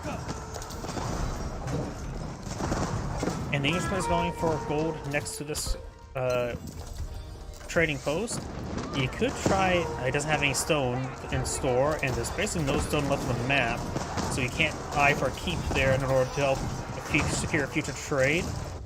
A small number of traders will be adequate with the enclosures, but we do now have a massive number of proxy barracks, which could cause some huge issues. Remember, the English player does have siege engineers, so if he starts losing a bit of army, not only can he build out some men-at-arms, he can also quickly deploy out some battering rams and try to slice through his opponent's base from the inside. Oh, we got two stone deposits next to each other in a position where the forge can collect both as the same drop-off point. No incendiaries, no siege works, and no biology. I wonder, where are the Yoshiros? That's just the Shinto shrine. He does delete the one that had the... There's the Yoshiros, at least some of them. So he has either Yoshiros inside of forges. These units, Kanken units do offer a little bit higher DPS than the Otsu, but Otsu do have a little bit of AoE effect. Additionally, if they get on top of the wall, they get +2 range, giving them 8.5 range. Additionally, the English player could actually get on top of the wall as well, getting +2 range. And the Kanken units have 6 range. He does get on top of the wall. Also gives him some range and siege armor. It does give him range, 25 range armor, 50% siege armor, and the Otsu do range damage, but right now he just simply had nothing to hold back the samurai. And now think about it, if he needs to quickly get up there, he can always go for a siege tower. Otsu receiving some damage there from the keep. Over here, got the man-at-arms pushing forward, engaging some samurai. His proxy force now being pulled out, and now some of these forces are rotating around. We do have now another Shogunate castle, which can give him quite a bit of defense. Each one does provide 192 damage per shot against infantry. One-shot man-at-arms. And now, the Japanese players on defense. He has some units on offense. We got the very rare Vulcan. Only has 10 range armor and 0 inherent armor. Has 10 melee armor. So these Otsu are just gonna rip it apart. Great try. It's such a rare unit. It's such a niche unit because honestly Magnos does its job better and safer. As 3.575 range is not enough. If this thing, I would say, does need a buff, maybe a slight rework, because as of right now, Magnos are just simply just better. This thing can't be dodged like Magnos, but the problem is its range is so short. It just does get like one volley off and then it dies. And they're not cheap either. They are, yeah, 850 resources. They could get reworked where, let's see, their model has 5 barrels, so maybe they can rework to have 5 shots and have actual range.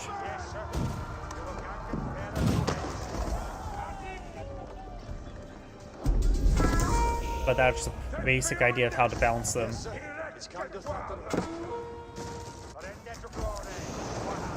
And I'm trying to hit these villagers. They will be inside by this castle.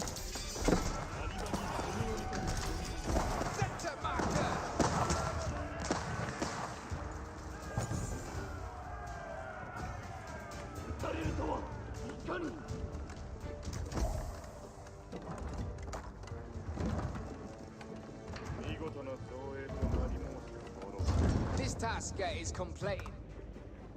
And do now have the battering ram deployed on out. One has lightweight. That seemed pretty quickly. He may have construction beams. Either way, we do now this wall being battered down.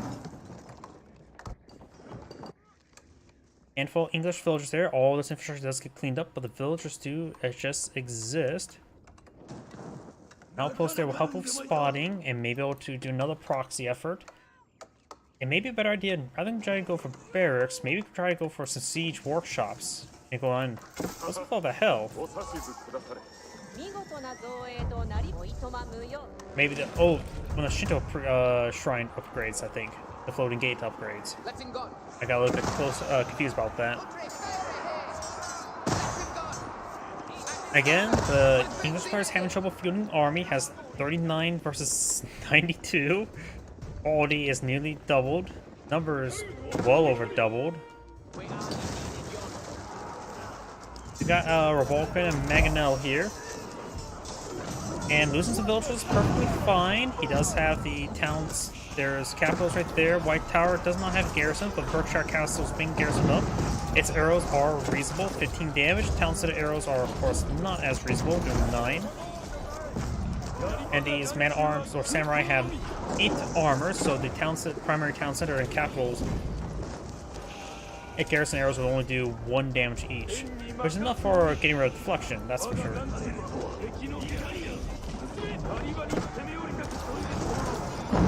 I was supposed to get cleaned on up.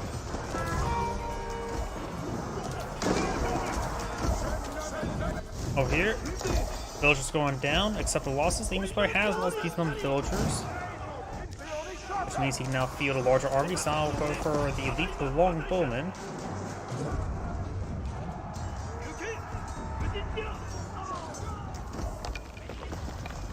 I wonder, does he have incendiary arrows? I don't remember seeing incendiary arrows in the build queue. Let's try to find the university. Monastery. Oh, that's a good number of stables. He is going to lead horseman research now. There is the university. He has gotten all the university tech.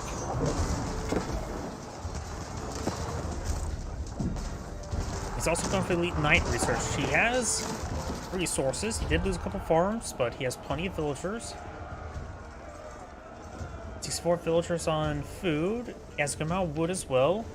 I don't know if he can see 5 or 8 range armor. How much damage the longbowman's doing? He is going for some. Let's find one. He has this 4 right there. And they're doing 14 damage, so they'll do about 6 damage per shot. They do have... We saw the arrow volley research, which means... Okay. That may be bugged out. Unless they change it so it's a passive effect now? I'm pretty sure that's an active effect. I want to switch between players. Maybe it's just a player issue. Yep, there is ability. Which is a cast replay bug. Which of course will give him extra attack speed. Reduces the longbowman's time to attack by 1, so it reduces it from 1.29 down to 1.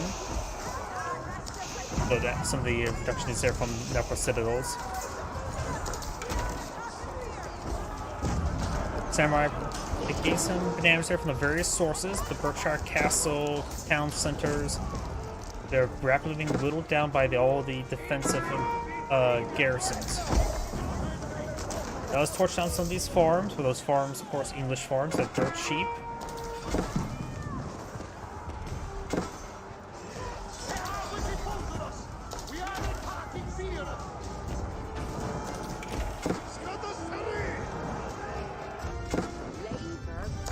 Some of these man-at-arms do find some of the random spring golds. Very nice. Revolcan against great damage. The English man-at-arms make it so it has a good front line.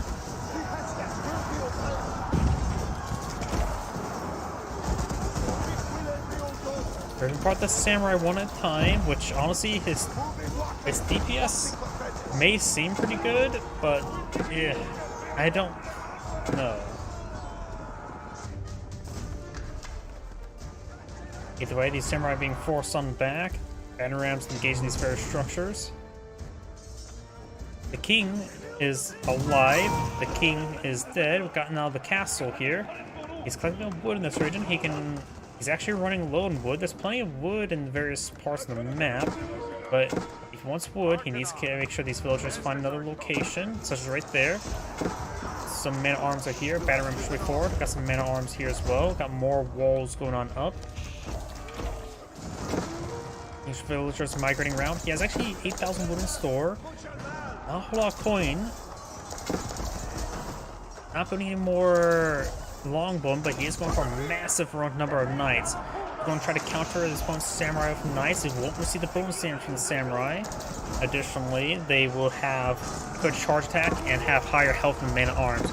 They'll be a resilient fighting force, effective against samurai and very population efficient compared to samurai. I think the knight transition is a good idea. More knights being brought on in. He has some longbone here. Could use some arrow fire, volley fire. The ball quinn push way forward as well. Some bolts too are here.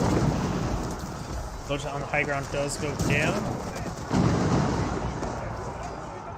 Now it's going to push his way forward. The English player has 97 military units in the field. His opponent's at 62. He has a good amount of gold, food, and small reserve of wood. He's not really actively using wood, so that's fine. The English player is going for a round of traders. Got a round of stone walls being put by the Japanese player now. We're trying to find some of those villagers there. The English player is trying to push way forward. Got some mangonels mixed on in as well. They should do some great AoE damage. You can see there, splashing all the samurai quite nicely. Some spring balls straight forward, having trouble. Longbone getting caught up on that lumber camp. There goes over ball quinn. There's the arrow volley there. Increase the rate of fire to really hit the not very good targets.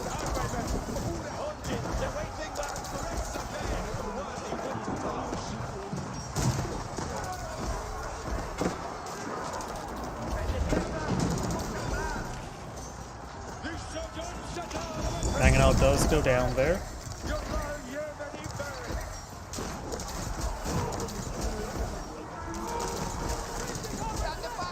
A handful of hand cannons also firing away.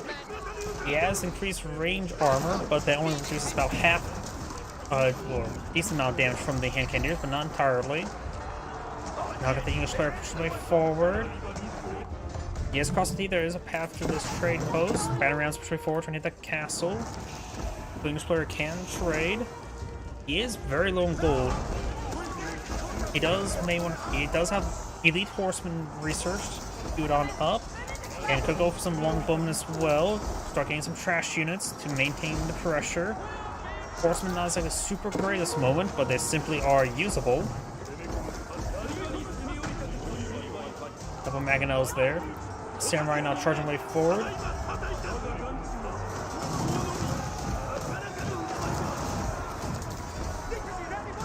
Nice charging way forward.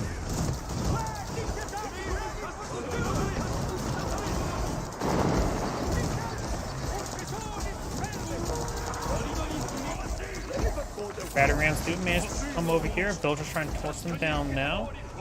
Some men-at-arms falling back as well. The English player needs to regroup his forces, starting to get whittled down by all the samurai. The Japanese player has a good amount of resources for continuous samurai production, but he's very, very low in wood, so he may want to eye some other wood sources. Good mangonel hit there. He does have a decent amount of siege weapons down on the field. There are spring bolts as those mangonels. English player can throw some units on top of the walls there as a defensive position. He has some elite knights push way forward as well.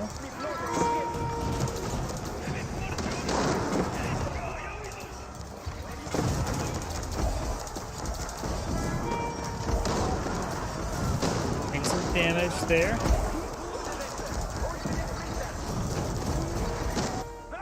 Down south, we do have these samurai push way forward. Horsemen as well, trying to clean up some of the various other infrastructure. Got some more forces charging way forward. We've also got a lot of English villagers here. Japanese players down to 65 villagers. He's lost a significant number of villagers, but it does allow him to field a massive army, and he has a good resource reserve. He does still need to start getting more replacement villagers. Especially on getting on wood for traders. Horseman charging the way forward. Does use the volley fire there. He's trying to get longbow now, so he's lacking gold. We got a round of traders here. This will give him a valuable wave of gold to work with.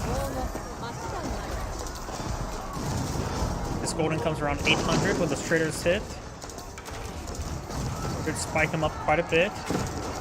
Up to 1300 gold per minute now.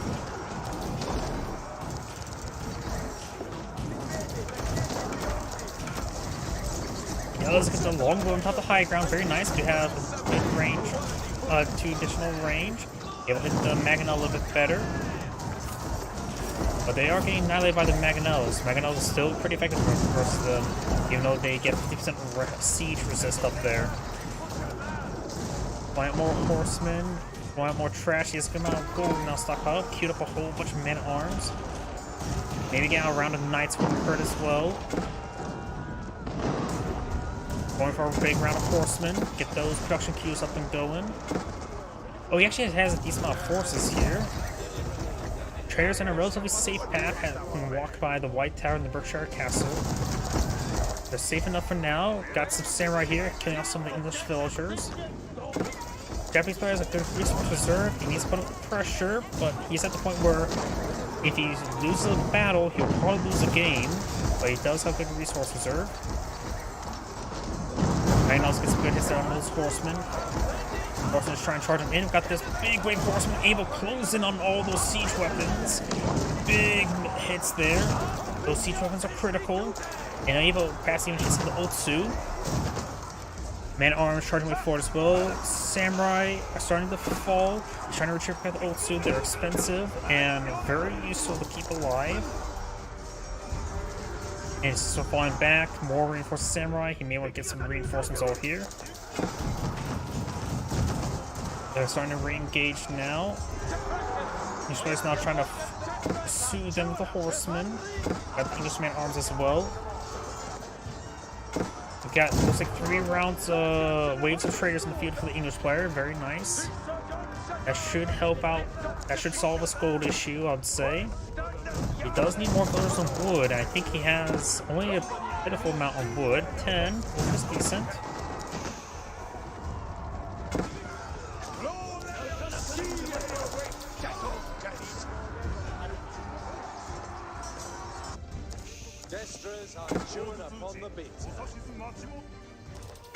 Battering ram down right there. Not super important. No markets here. There's players now with 73 villagers, which is good. He still has a good resource reserve, so maybe at least don't go past 100 villagers. I think lower is better at this one time for Japanese player with his big resource reserve.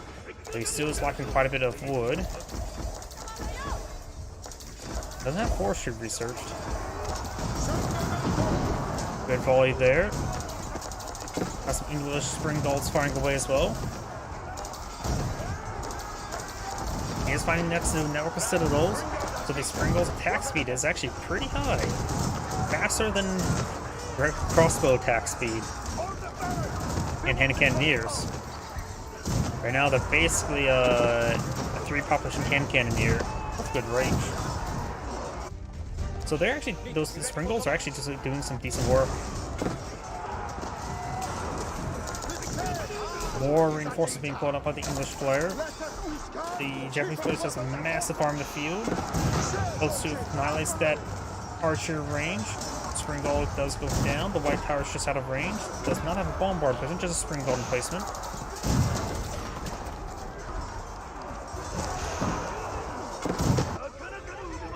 Of course, got these other forces there, including a knight. The Shogun castles can do some great defensive work. We're trying to cast a fine away. Got another Mangonel here.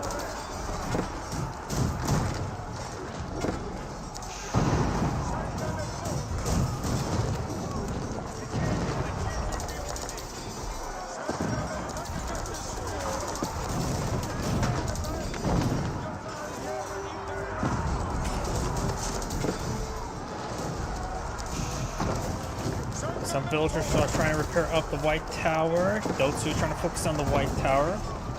Waiting for more men-at-arms. Berkshire Castle finding some good fire support, and the White Tower will go down. Got a big wave of knights here. He's just lacking all the resources. Not even a whole lot of wood at the moment either. Another round of horsemen probably wouldn't be half bad. Just get something. Maybe longbowmen. But the longbowmen men arms right now just lacking resources. There's all goes this gold. Which plays the back foot. And this place has a massive resource reserve. May have lost some forges that had their shields on the inside. White Tower still getting repaired on out. Perchard Castle still fighting some good fire support. Looks like some of these forces starting to hit the Utsu. Samurai push right forward, push down this additional town Sahut. This one's not important anymore.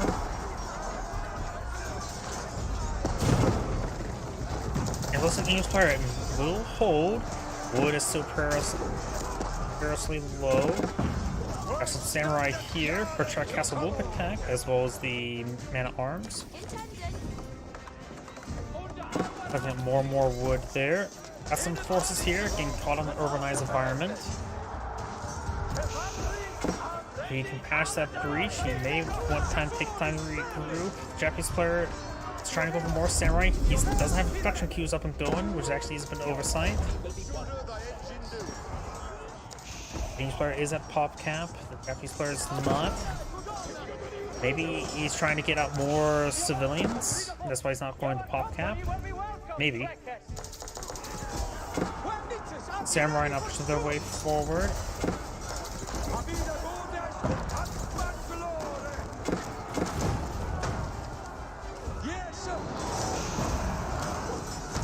He does get a fight next to the White Tower, has been repaired.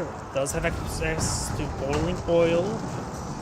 And of course, the Court Architects gets much help. He's trying to torch down the White Tower with the Samurai, which will receive a lot of free damage there.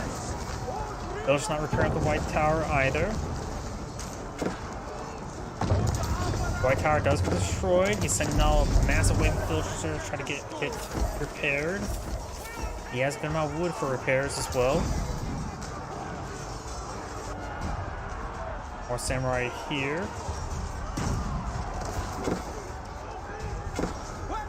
More knights, I would say, is overall a good idea against Spawn's current composition. But they are expensive. He doesn't really have the gold income to support it. He does have enough gold to get a big round of men-at-arms. He's having trouble remaxing. Nothing on this gold queue. The round men-at-arms and horsemen should push way forward. Maybe try to hit some production structures. Nice charge the way forward. Deflection is very useful to protect against the charge attack. White Tower under siege by the Otsu. Nice to just advance way forward, but they're simply just not here in large enough numbers. He's going for more Revolquins. I think Mangonels overall will be better. The extra range makes him a little bit more reliable in keeping alive. And I feel like the AoE damage probably will do a little bit more. Some of these traders are getting hit. They do have some health regen from the Abbey Kings, actually. That's what's actually healing them up. Revolquin here. Needs to be just a move forward. Takes out a couple samurai with that volley. Some of the horsemen charging way forward. The White Tower still receiving some repairs. The last of the English reserves of resources being cleaned on up. Japanese reserves are down significant, but still has a decent number. Now it's got two Revolquins here, being repaired up by some villagers. The Abbey Kings may be repaired up once they get out of combat as well. Some extra archer range is going down as well. Ooh, we got some battering rams here, which needs to be cleaned on up. The Revolquins do range damage, not siege damage. Hanging out there. Horseman will make short work of it. Japanese players having trouble reinforcing. He has to run all the way across the map. Oh, and he also had a sizable army there. This player just might want to be defensive. His resource reserve is not good. The Abbey King's getting some good healing, so may want to fall back to Abbey.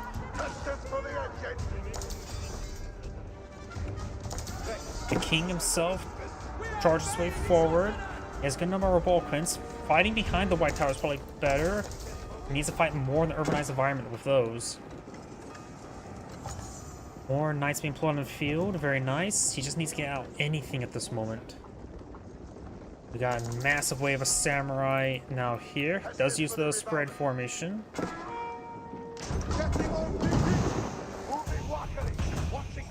Some samurai here taking out some villagers. I wonder how many traders he has live. He has 18.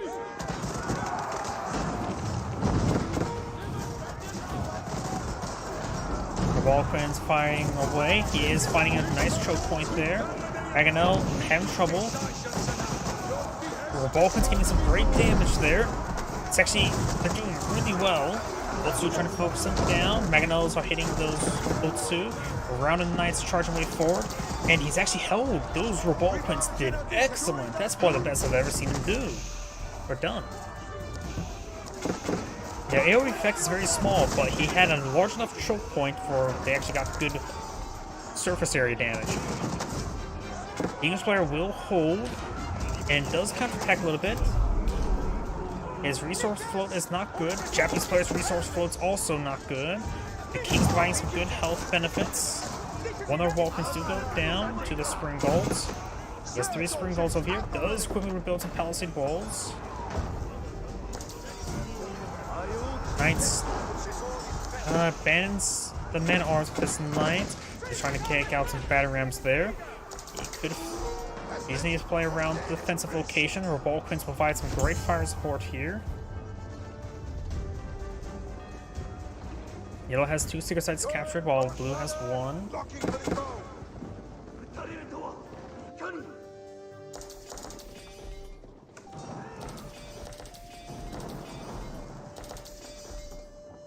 See, the Japanese player has a good amount of gold income, but I'm not sure from what source.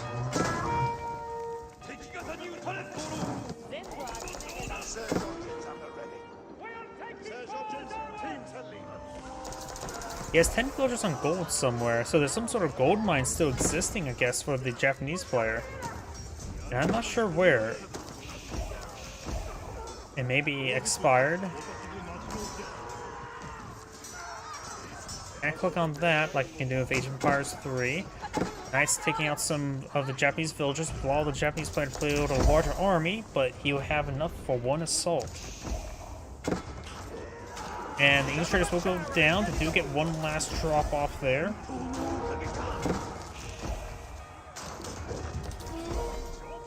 And oh, he will lose these guys here as well. Yellow does have some villagers collecting up some wood here.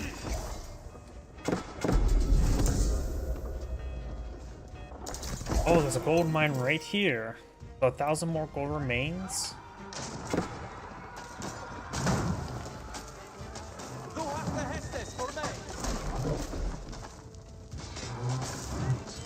He has about another 2 minutes worth of gold income from that mine, which is a decent number. He's actually lacking food. He has a large number of not active farms because the English player were very good at killing them off.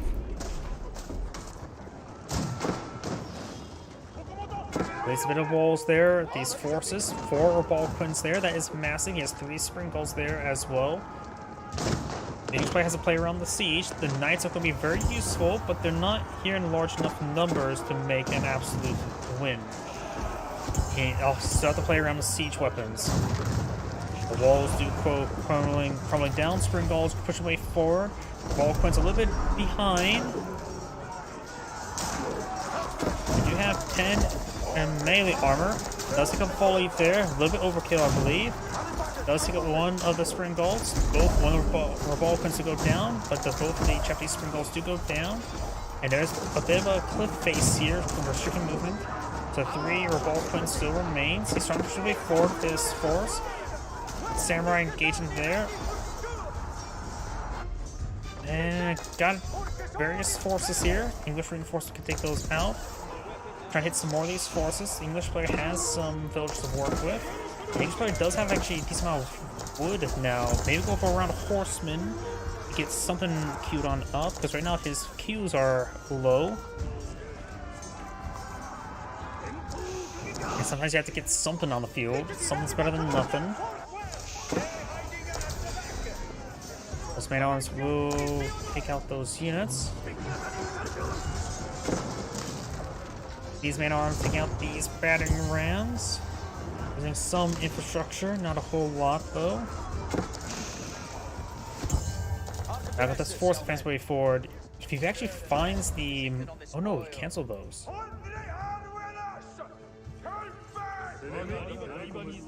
Nice. He lost some of those mines or forges that had the Roshiros in them. I think they're all... Maybe he removed some? I'm not sure what on there. He may have deployed some in lumber camps, get some wood income, potentially. That could be the case. He says these number of villages in wood, I don't know. The 6 side being decaptured. He actually has a 6 side victory counting in his favor, which is actually more useful for gold income at this moment in time.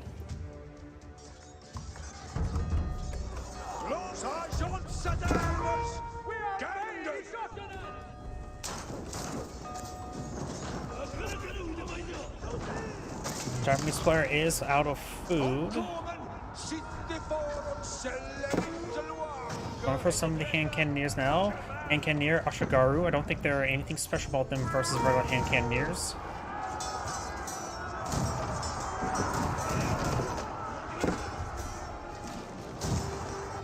Second side there not being decaptured. That is a bit of oversight. Englishman arms also going to be just picked off here. Oh, I suppose the hand cannoneer Ashigaru can be affected by the Yumi Bannerman. Wait, Yumi Bannerman are light range infantry units, even though they have so much armor? I thought they were a heavy range infantry unit. Huh.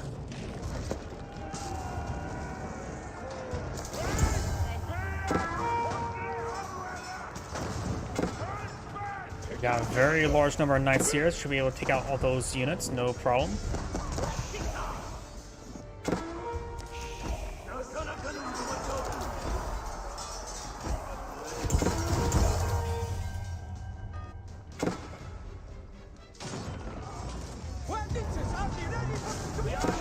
Some of those structures starting going down.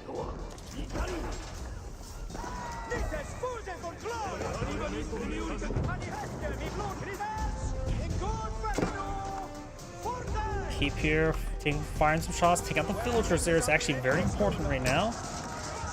It's a good volley there. I just realized, I just now actually took a look at the villager kill counters. Both sides have killed over 200 villagers. Second side starting to be decaptured now. Japanese players trying to get ripped back from multiple sides. We've got these samurai hitting some of these villagers. English players are trying to collect up some more wood. Villagers trying to back on off.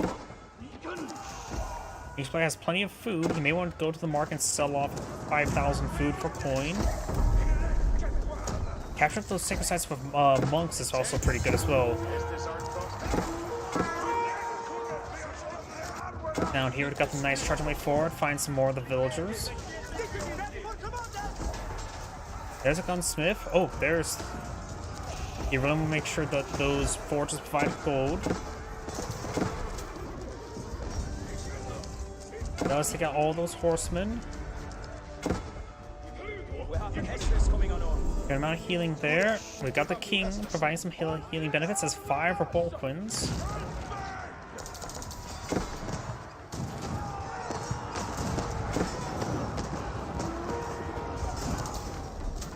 Japanese player has 122 military units field. The English player is at 48.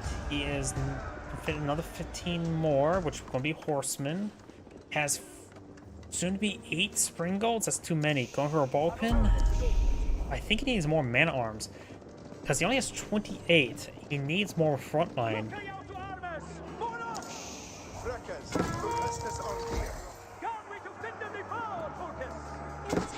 Some of the English villagers getting hit as well. Try and click some of that wood.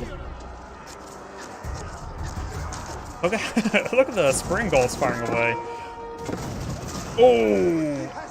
Okay, that did pretty good there. Still not a big fan of them, but I can't deny they've been quite effective this game. Got a very good volley there. Horsemen taking out some more of the Japanese villagers, which allow on the field one final army.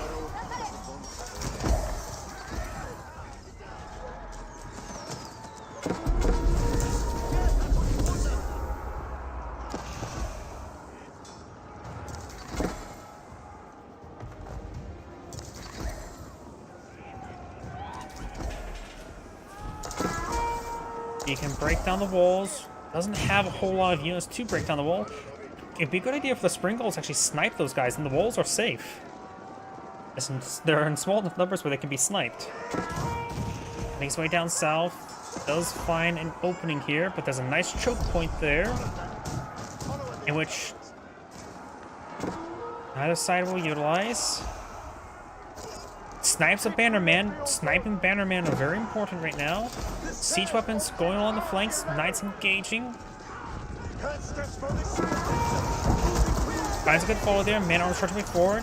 Does take some fire there with the old Sioux. Now here comes the rest of our Balkans. They're just not in conflict. King is down. Good micro there on the Balkans. Actually seeing micro on them is unusual, but useful. Gets more and more volleys there. The Balkans, I guess, are very good against this infantry composition. Man-at-arms and other heavy melee infantry units, such as samurai. Did some great work there, starting to recruit, starting to recruit some forces. The Japanese players 80 military units field, 66 villagers versus 108.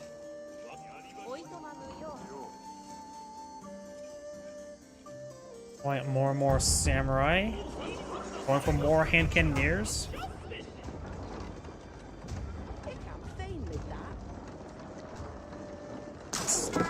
Not a pop cap, going to go for more Ashigaru musketeers. Or hand cannoneers.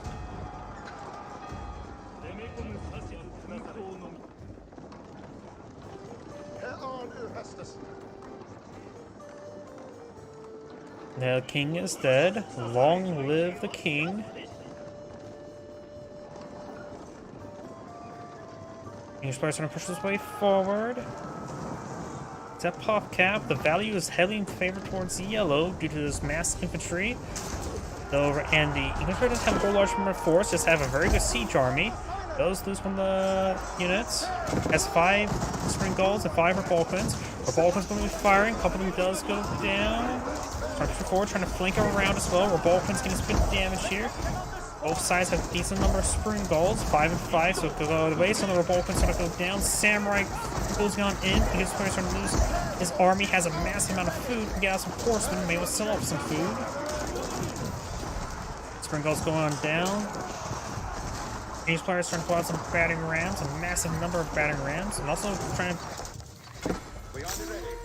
build battering rams there. I don't know if there's any units can get over there and build them. Yeah, I'm not sure what's... there's openings there, so I'm not sure that's these guys. Trying to try to infest his opponent's base with battering rams. Those villagers may go down. He needs to sell off 5,000 food to get some coal, get out some more. Knights overall would be better, but man-at-arms would be quicker and cheaper.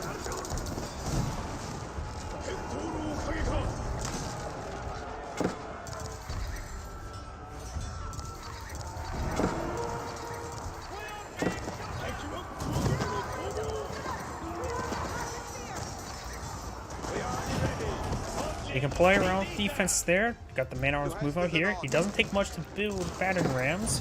I know the Mongol improved construction beams is very useful in testing your base. You can make do with like a couple man-at-arms. So I'm assuming 7 or 8 man-at-arms would be plenty. Knights coming in for a flank, trying to hit the various hand cannoneers. There's a massive number of them. At this point in time, he is going for Mangonels to help hit those old Sioux. They're pretty easy to keep alive with the extra range. Horseman getting stuck on the samurai. He does have the White Tower and the Berkshire Castle for defense. And he has lost a good number of his samurai, which do offer good torch damage at 24. That's the same as some other units. Hey, I'm thinking different ones. I'm Mangonel there trying to get the Otsu. White Tower is taking some severe damage. Here comes a horseman trying to flank around. More other units trying to move forward. White Tower is almost down. Does go on spring gulls. Hitting the hand cannoneers is not bad either. There's another spring gull there. Man-at-arms force pushing over here, engaged by the samurai. White Tower can be easily repaired, and now the battering rams push way forward. Take out some of this various infrastructure. And he's trying to regroup his forces. Blue will hold here. Yellow's falling back, trying to keep this range force alive. This expensive range force, but the horsemen are connecting. This horse is quite wounded. It's taking much for the horsemen to get off some kills.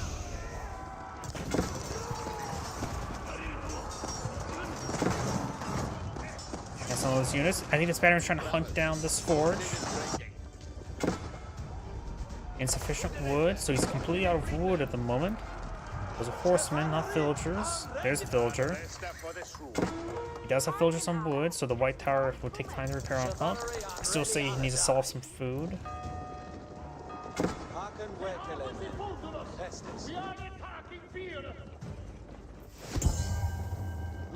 There's a good number of horsemen, more man-at-arms than build queue, going queuing up some knights as well.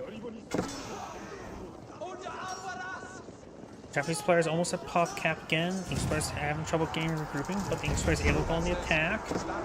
Keep yellow from attacking him. Horseman trying to go on through. The Japanese player is out of gold, has some wood, and I don't think he has any, even some spearman research. Archer range, or no, that's the barracks.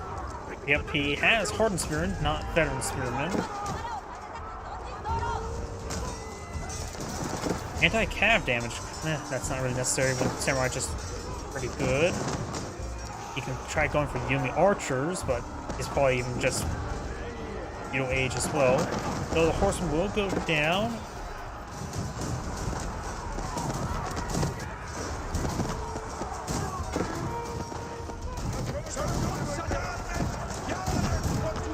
Man-at-arms does go down there. The English players have 50 military units versus 137.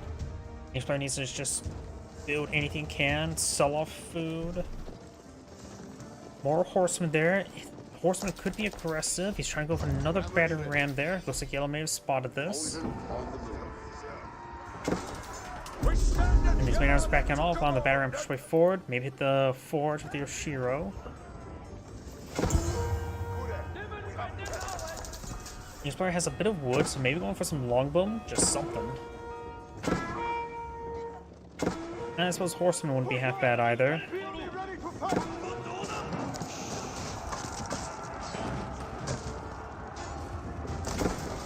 Oh, you could take that wood and try to repair up the white tower again. Yep, the straggler trees, got a pair of samurai there.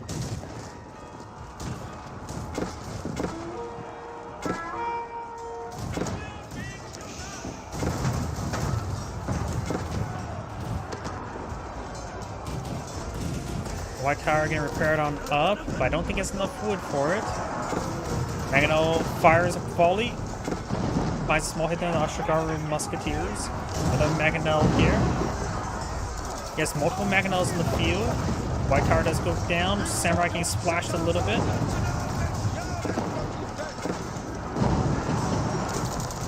Samurai taking massive damage from the Mangonels. Pierce just have 2 on the field left. Yep, make that 1 now. Samurai being annihilated. He still has a single Mangonel here in a great position, so the Samurai will go down. Knights and man-at-arms trying to hit the Musketeers. Probably won't get too far. White tower being repaired up. He has plenty of wood right now. Like I said, he needs to sell off some food. He has skipped some villagers there. Trees.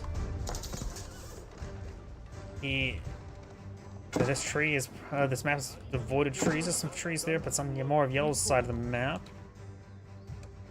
These spots are probably the best for trees for blue. It's still not great.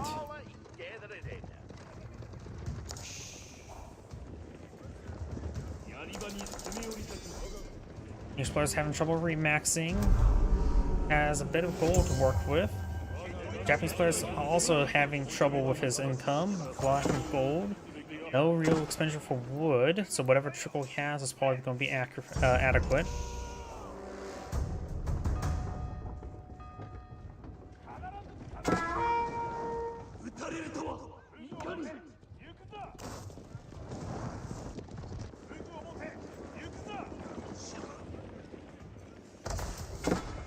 He is going for a round of crossbows, a bit of a cheaper counter. 27 damage.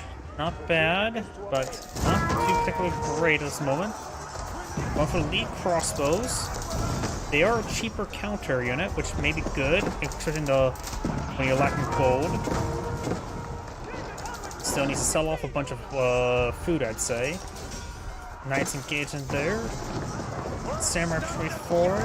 Sieging down the White Tower. The White Tower quickly goes down there.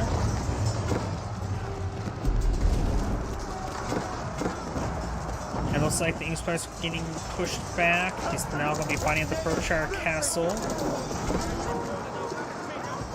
Town Center here is providing some fire support as well, but its arrows are weak, and the English player does back of the game now.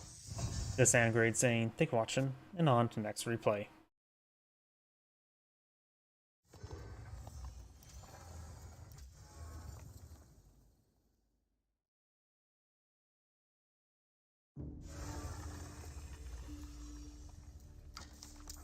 Let's see. Did 2 replays from him. One was a 50-minute replay, and that was an hour 20, so who knows? Maybe I'll find another hour-long replay.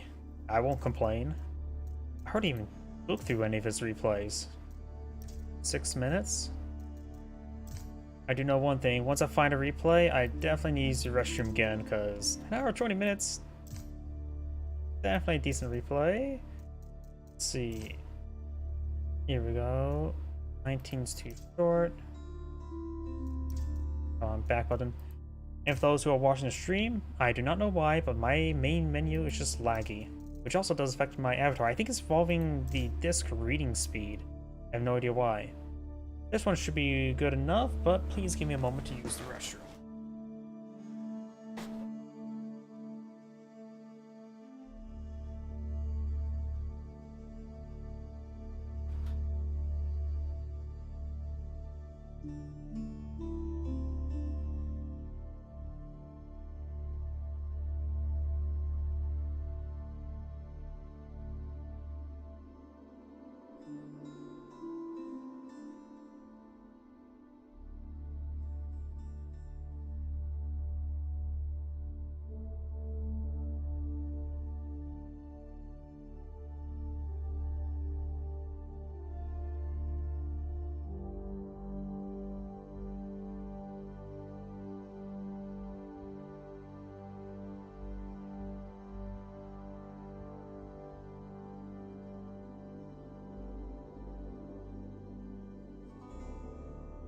But I'm back.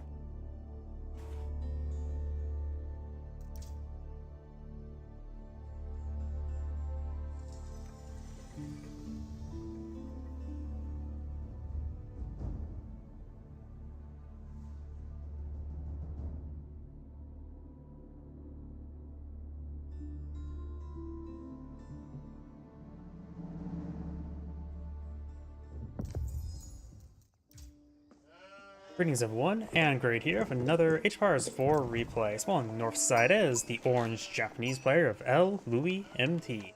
On the south side is the red Order of the Dragon with WOM01. Who's going for an early barracks, maybe for a, well, it's definitely going to be for a spearman rush. Single spearman being put on the field. The Order scout does take some hits there.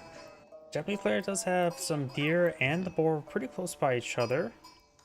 He's taking time to collect some berries. May does get the initial berry collection rate, so now his berries do collect up faster, about as fast as deer, which is not bad. Make use of berries and deer, as well as boar. Decent amount of berries, gold, and stone there.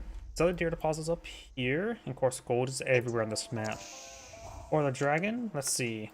Gold deposits a little bit forward, gold and berries close by each other, but there's a Gilded Spearman getting some damage.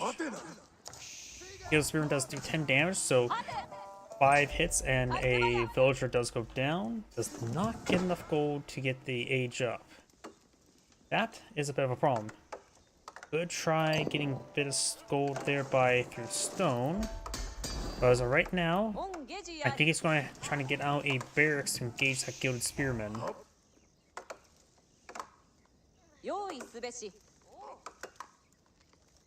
The Order Dragon player does also have his deer and boar pretty close by to each other. Oh, he's going for an outpost there. Okay, not a barracks, but going for an outpost. Was not expecting that. And he's not paying close enough attention. The town center does reach out to here. That villager does get stabbed. That one also gets stabbed.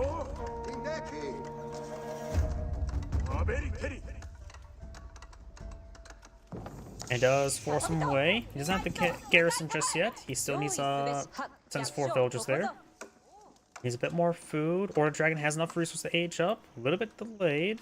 There's the villagers of the Minwork Palace. And let's see now. Now the side looks like eyeing for a secondary town center. The Order Dragon player may be going for a fast castle in order to get out the Reganese Cathedral and steal all the relics.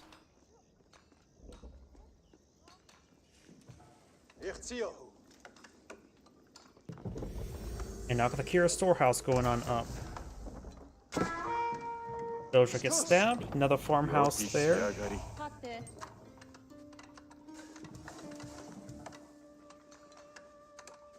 And I just camp those berries, but he does have some sheep here. Speaking of which, he actually doesn't have a whole lot of sheep. Orange Scout's still alive. I am not sure where Orange Scout is at the moment. I can't click on this to teleport to it. Red Scout there has 1 sheep in tow. Number of sheep here. Yeah, I don't know where Orange is. Oh, there's Orange Scout. Has a handful of sheep behind.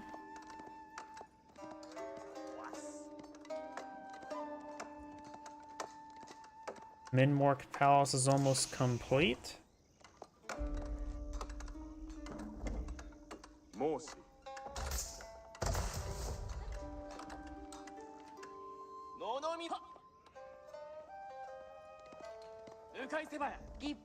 Japanese players a little bit low on food, not interrupting his villager queue, but did get pretty close.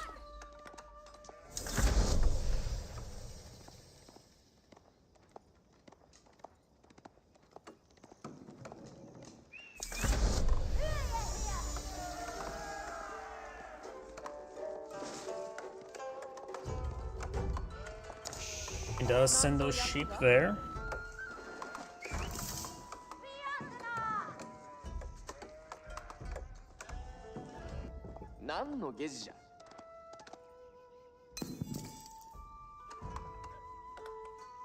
Gilded Spearman there, still alive.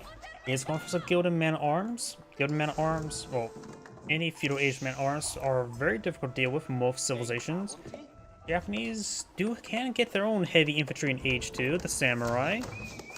He is going for some archer ranges there, which means he's going for Yumi archers, which is actually a very rare unit to see for the Japanese. Yumi archers, they're cheap, they have lower damage, and lower health, if I remember correctly. They're just a cheap archer. They cost like, what, 170? Not 170, just 65, not even 70. So they're dirt cheap. They do only have 4 damage with +4 versus light melee, so even their job as a counter is not super great. And these man-at-arms have 3 damage. If he gets the +1 melee, and he's going for +1 damage, which will increase double the damage these archers do to Gilded Man-at-Arms. But his opponent could just simply deploy, counter that out by getting some more research. I don't think these Yumi archers are going to be a good idea. These Gilded Man-at-Arms will probably take 230 arrows when his opponent counter-outs his opponent's plus damage. He has the Minwork Palace, which means cheap, fast research, so he can go for that and should go for that. Japanese player is also going for range damage.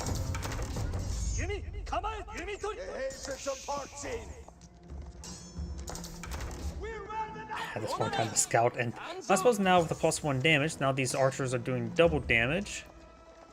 And a scout does 1 damage. Beforehand, they were doing equal damage. You should not be doing the same damage as scouts, honestly. But now the Yumi archers gain some decent numbers. Now they can do a volley of 10 damage for Gilded Man-at-Arms, so it takes 23 volleys to kill a Gilded Man-at-Arms. But to be fair, this is 240 units of resources here, as opposed to 65 times 5, which is 325? Not too terribly more expensive. And I still would rather put a single Gilded Man at Arms than all those Yuumi Archers, even if the Yuumi Archers have higher value. Bidding right now, 10 Yuumi Archers, 370 value, well, of course a Scout, versus the Order of the Dragon, just 310. The value is different, and he literally has one military unit on the field. I don't think it's actually correct. This may be still set to 60 rather than 65, I have a feeling, because I don't see this increasing by 5. Oh. 70, so 420. 420 divided by 12. I cannot do math quickly, can I?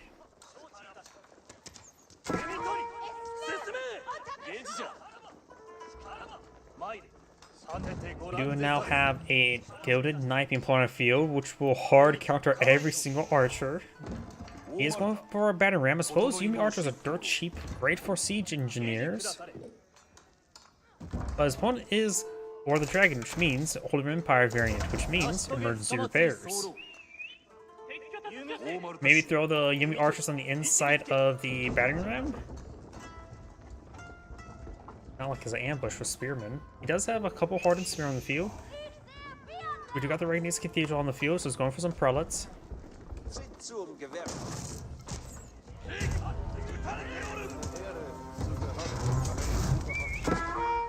Here's some emergency repairs there.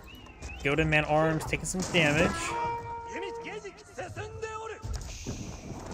And they are just regular Gilded Man Arms, so now they take 1 damage per arrow.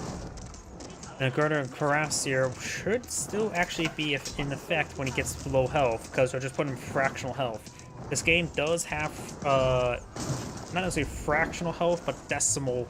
They do have decimal points when it comes to health, resources, things of that sort. Gilded Knight to put on the field has 4 range armor, which is perfect against the Yuumi Archers. Does 36 damage per strike. It will two-shot these Yuumi Archers. Does take out one of the villagers there. And we've heard, I hear the Daimyo Manor there. Does take out the battering ram. Does take some severe damage to the Gilded Knight. He may want to get his prelate deployed on the field just to heal him up, because this is a 480 unit resource unit. So deploying out 1 prelate there to get him healed up would save him quite a bit of resources. He is building a prelate there. Hopefully it's meant to heal up that... So you don't see a flag here. Hopefully it's meant to heal up that Gilded Knight, because it does need healing. Japanese player is pretty close of aging up, or starting the age up process. There we go. He is taking time to heal up the Gilded Knight. Definitely worth it. It's taking a long time to heal him up. I just love Or the Dragon. It just throws a lot of normal things out of whack. Because if you actually preserve your units and get them healed up by the prelates, it is very, very good. And those man-at-arms gain some good damage. Right now they're doing 18 damage per strike, which 60 is war attacks to take out Yuumi Archer. Any additional +1 damage will not improve this, because put them 19 damage and they are divisible by 20. So doesn't need to worry about getting +1 melee damage against Yuumi Archers at the moment. He does start chasing that scout. These villagers are clearing up quite a bit of deer. There's only enough room for 1 or half these villagers. There is the Gilded Knight. Oh, he hit the banner man. Good snipe there. Get to the prelate first, a medic.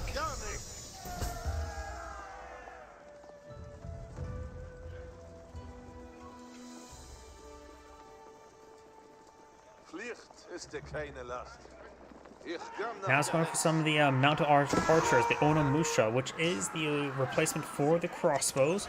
They do bonus damage versus heavy, like crossbows, but their base damage is lower and the multiplier is lower. They sacrifice damage for speed.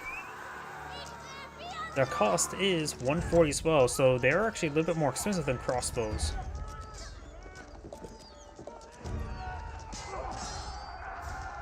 Crossbows are like 120, right? Now I'm starting to fucking guess myself the cost of them. But if someone has an archery range, let's divide that by 2. That's the Japanese player. No archery range there.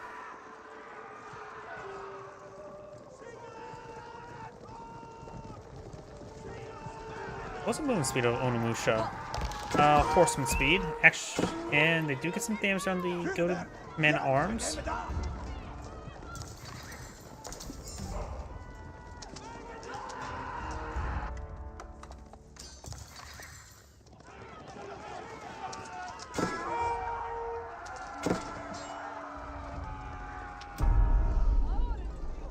You have a prelate here. Bonin Cuirassier now active on this Gilded Man Arms. Prelate will take some hits, it will take a bit of time. Does go down. More the Onimusha being plotted on the field. His opponent could counter them with Horsemen. Horsemen move faster, and they do get bonus damage. Or he could just actually eye for his own Dragon Archers, the Gilded Archers, because they also have no inherent armor. He's starting to go build some Gilded Horsemen now, very nice. He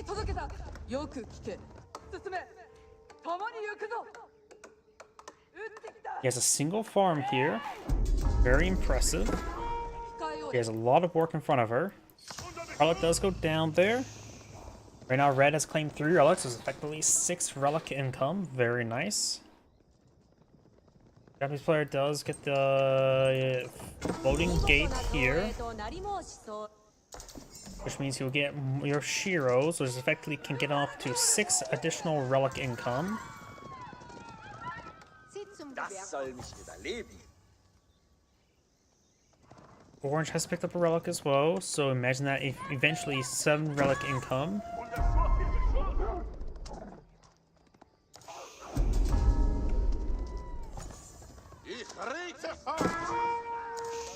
Dragon Crossbows been put on the field, or Gilded Crossbows. I'm not sure why. He's finding his Onimusha. The Gilded Archers would have been much better. Additionally, they have a unique research called, what was it called? Dragon Scale Armor, giving them +3 range armor. Scale Armor. Increasing, yeah, +3 range armor. Why is he going for crossbows? Maybe he's concerned about samurai transition?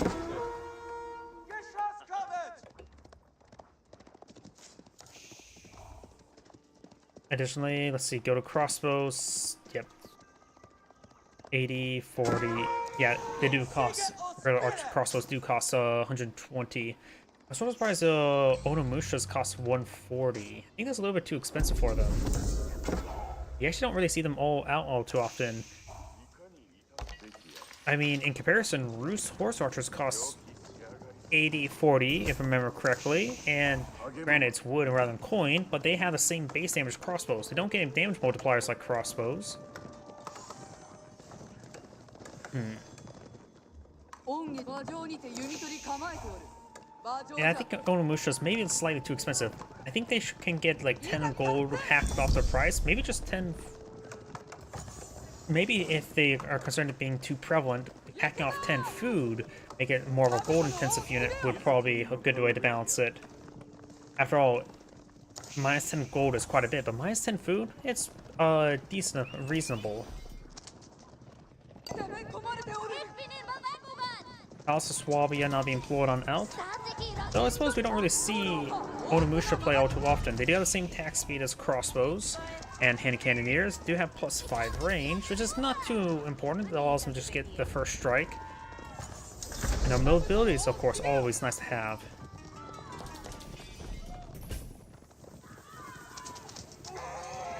Either way, those forces could get killed off because the Nimble Horseman's technically the counter. Being outnumbered like that's never great. We do actually have 2 additional town centers for the Japanese player as well. They've now also got the Daimyo Palace. So we've got triple town center for the Japanese player. Orlan Dragon player only has the one, actually no, Palace Wall effectively makes it 4 town centers. As villagers are technically 8% more effective. Does cost 20% more, it takes 20% longer to train, but they're 28% more efficient at collecting up resources, so they're effectively 8% better. For easy calculations, let's assume plus, let's see, 8%. Does get a nice kill there. Another good kill there. Great hits.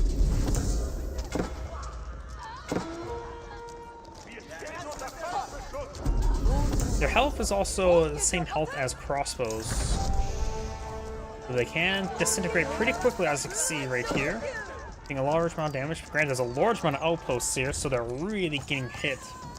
And he does have +2 range armor. His opponent does have +1 range damage.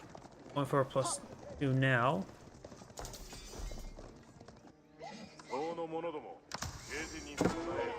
Got some Onobushigas not being put on the field.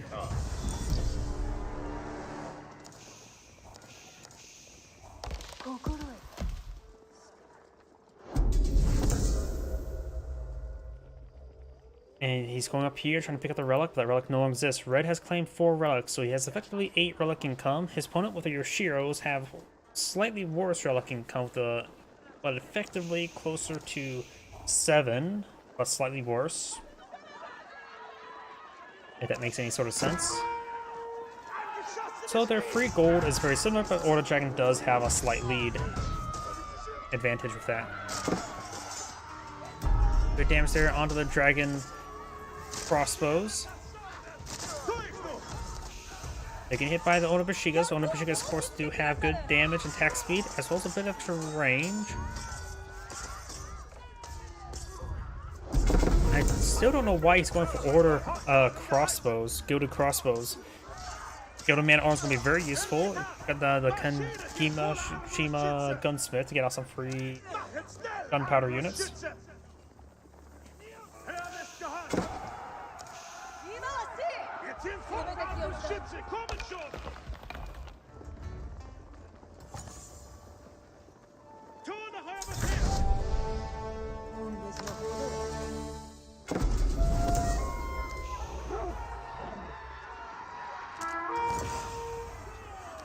And sounds like we've got now the Shogunate Castle fully built on his capital town center. Gunsmith is now complete, going for a big round of barracks, eyeing to get the mass production up and going. Eyeing for some samurai. Going for the Altachi research as well.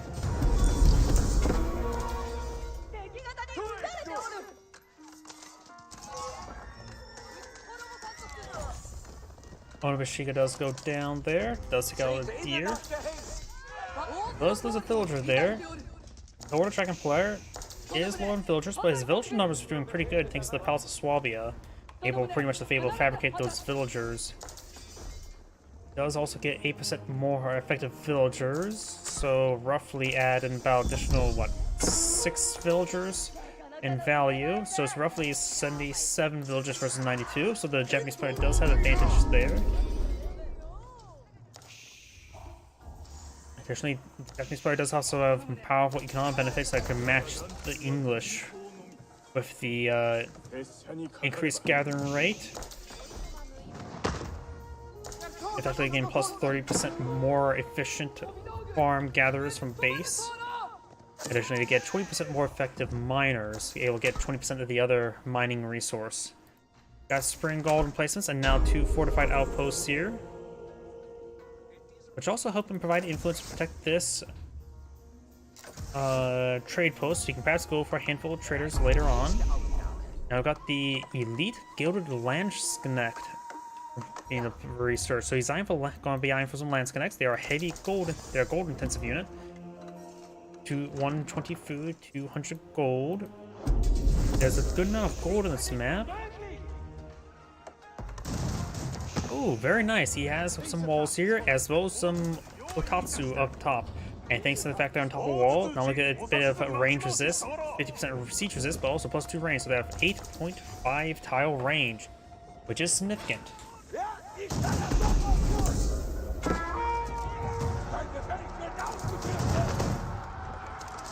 You can use a siege tower to get on top of there.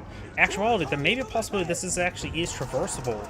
sometimes this effect here does make the terrain traversable. I think that actually sort of got patched out. I remember doing that, getting like that in the campaign.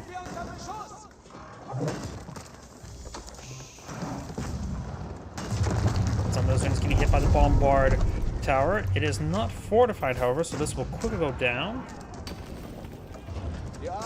There's I've inspired units here. Lance connects doing 30 damage per strike. He may have, I don't think he has halberdiers, but right now they have good attack speed. Some of those lance connects do go down pretty quickly, being focused down. Yeah, seeing the fact I don't see the bleed effect, so no bleed effect there. A couple lance connects with the bleed effect can be very useful. And now, since it's spawn on samurai, these crossbows will be a bit more effective. Veterans push way forward, taking out some of the various frontline infrastructure. Current castle, of course, will have its 3 arrows and the rocket attack, which just says cannon now. That's not right. It's definitely a rocket. Which will one-shot these Gilded crossbows. They have 170 health, while that rocket attack does do 190 damage.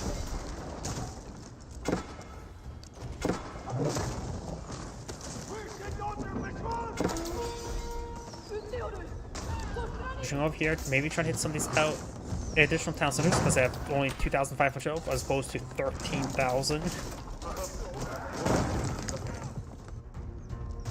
More of these forces straight forward, more lance connects being on the Doku. The Japanese player has built a revolt Quinn. If I can find it, there it is. It's being repaired up. It has no inherent range armor, only some siege melee armor. So be very careful with that.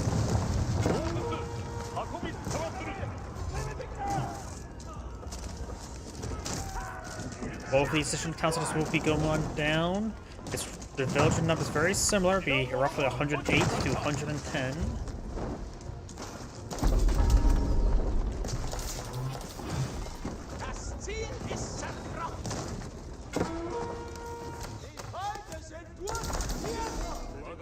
Gilded man arms are trying to torch down the back line, collecting some of these berries there. There's also a sheep.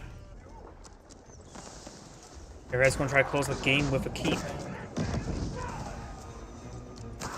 Number of the gilded villagers now pulled out on the field. Battle rams could start hitting some of this other infrastructure. The gilded villagers having trouble starting because they're on top of this build site. There goes that. Oh yeah, he actually got the siege bolts, so it actually did work, getting 40 damage per strike and such things. So don't go for Vulcans against those dragon cannoneers. They actually got the siege bolts upgrade, which is actually an upgrade that's most of the time, in my opinion, completely worthless. But it did great work there. I won't lie about that. Because not every day you actually get a 0 armor siege weapon do massive damage. Banner's not hitting the capital.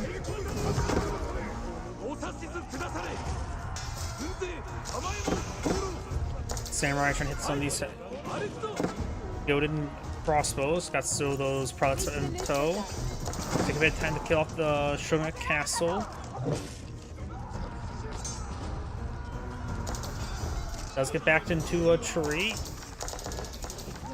Gilded man, I'm taking some of the Japanese villagers, so now there's a clear economic advantage for the Order.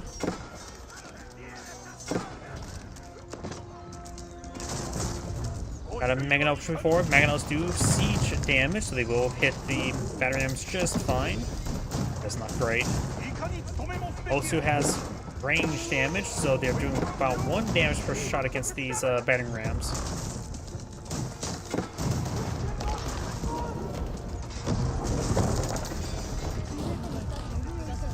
Got these forces pushing forward. Gilded crossbows getting annihilated. Got the forges with their shields on the inside.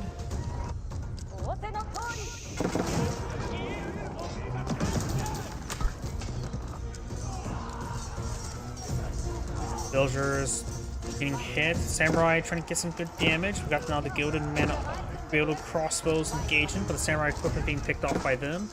We do now have a market here. Some of these villagers are getting hit. They do have textiles, so they have nearly 100 health. And the Shogunate Castle is now set ablaze. got villagers trying to repair up the Shogunate Castle now. Got these various forces trying to chop apart these battering rams.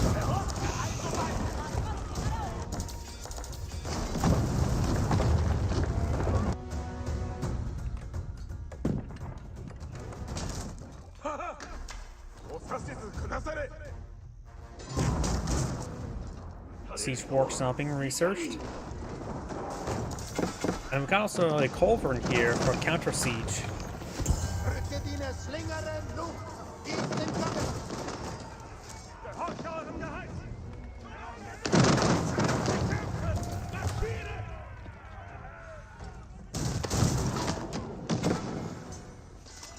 We do now have various research being, well, researched by the Japanese player.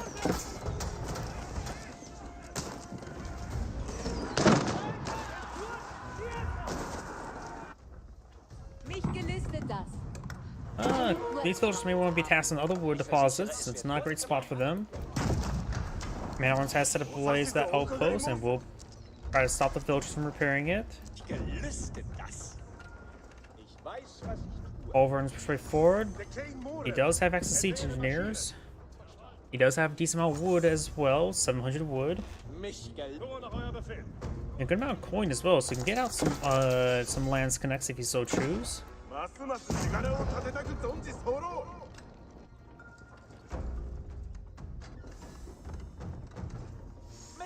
Some of these units are getting healed up by the prelates. The farmhouses here with some farms.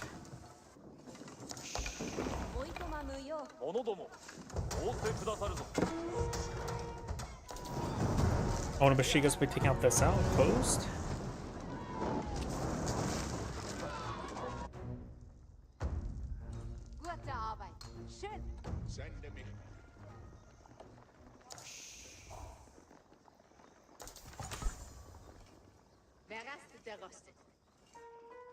Got some stone walls going on up there by the Order of the Dragon player. Some villagers getting sliced apart as well.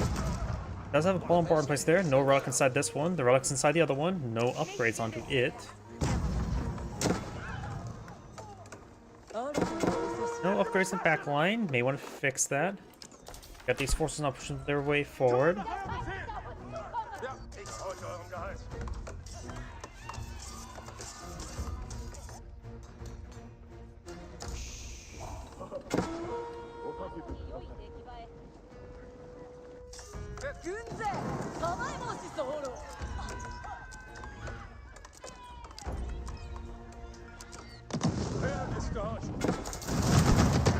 Good hits there by the Otsu. He does have the plus 10 range armor, so these siege bolts won't do a whole lot of damage. He needs incendiaries before they can do any damage to those mangonels. They do 2 damage per shot against them. Oh, did he just get incendiaries?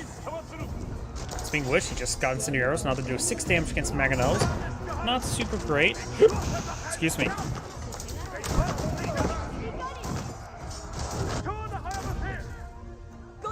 These units move around. They've got those 2 Mangonel or Spring Gold upgraded ones still there. Crossbows pretty forward. Japanese player eyeing for a town center here. He does not have any stone to get an upgrade to a manor. I think a manor would be very nice. Manor is pretty forward, getting some damage on these villagers.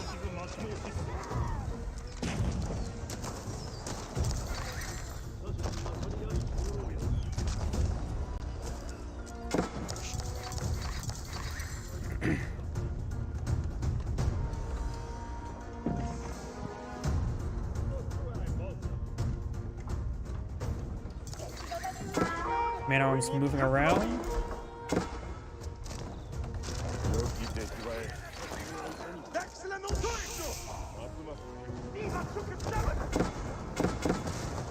Farmhouse does go down. Got some various forces pushing forward. Got some exposed villagers here. Some of these man-armed or crossbows taking some hits. They will get one-shotted by the town center, as well as by the keep castle. Onabashigas getting removed from those by those good man-at-arms. More Onabashigas are here. This is going back to the deer. More Gilded Iron Man arms push way forward. Got the batteries trying to connect. Villagers being warded away. And now got a mounted Banner Man. And we've got another horseman here as well.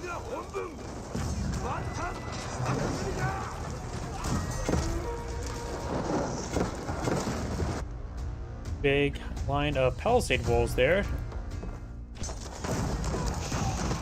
Those palisade walls help him secure the flanks and may get him some room for some traders. Castle under fire, has some crossbows in tow, as well as the Culverin. Culverin taking out some villagers. And right now the Japanese player is on 4 military units, going for some siege weapons. The gunsmith is here. He does have 2 supply points, so he can perhaps get out some hand cannons to offer higher DPS, a less range. Man-at-Arms trying to overrun these bombards now, and the Japanese player does back the game. Sandgrade saying, thank you for watching, and on to the next replay.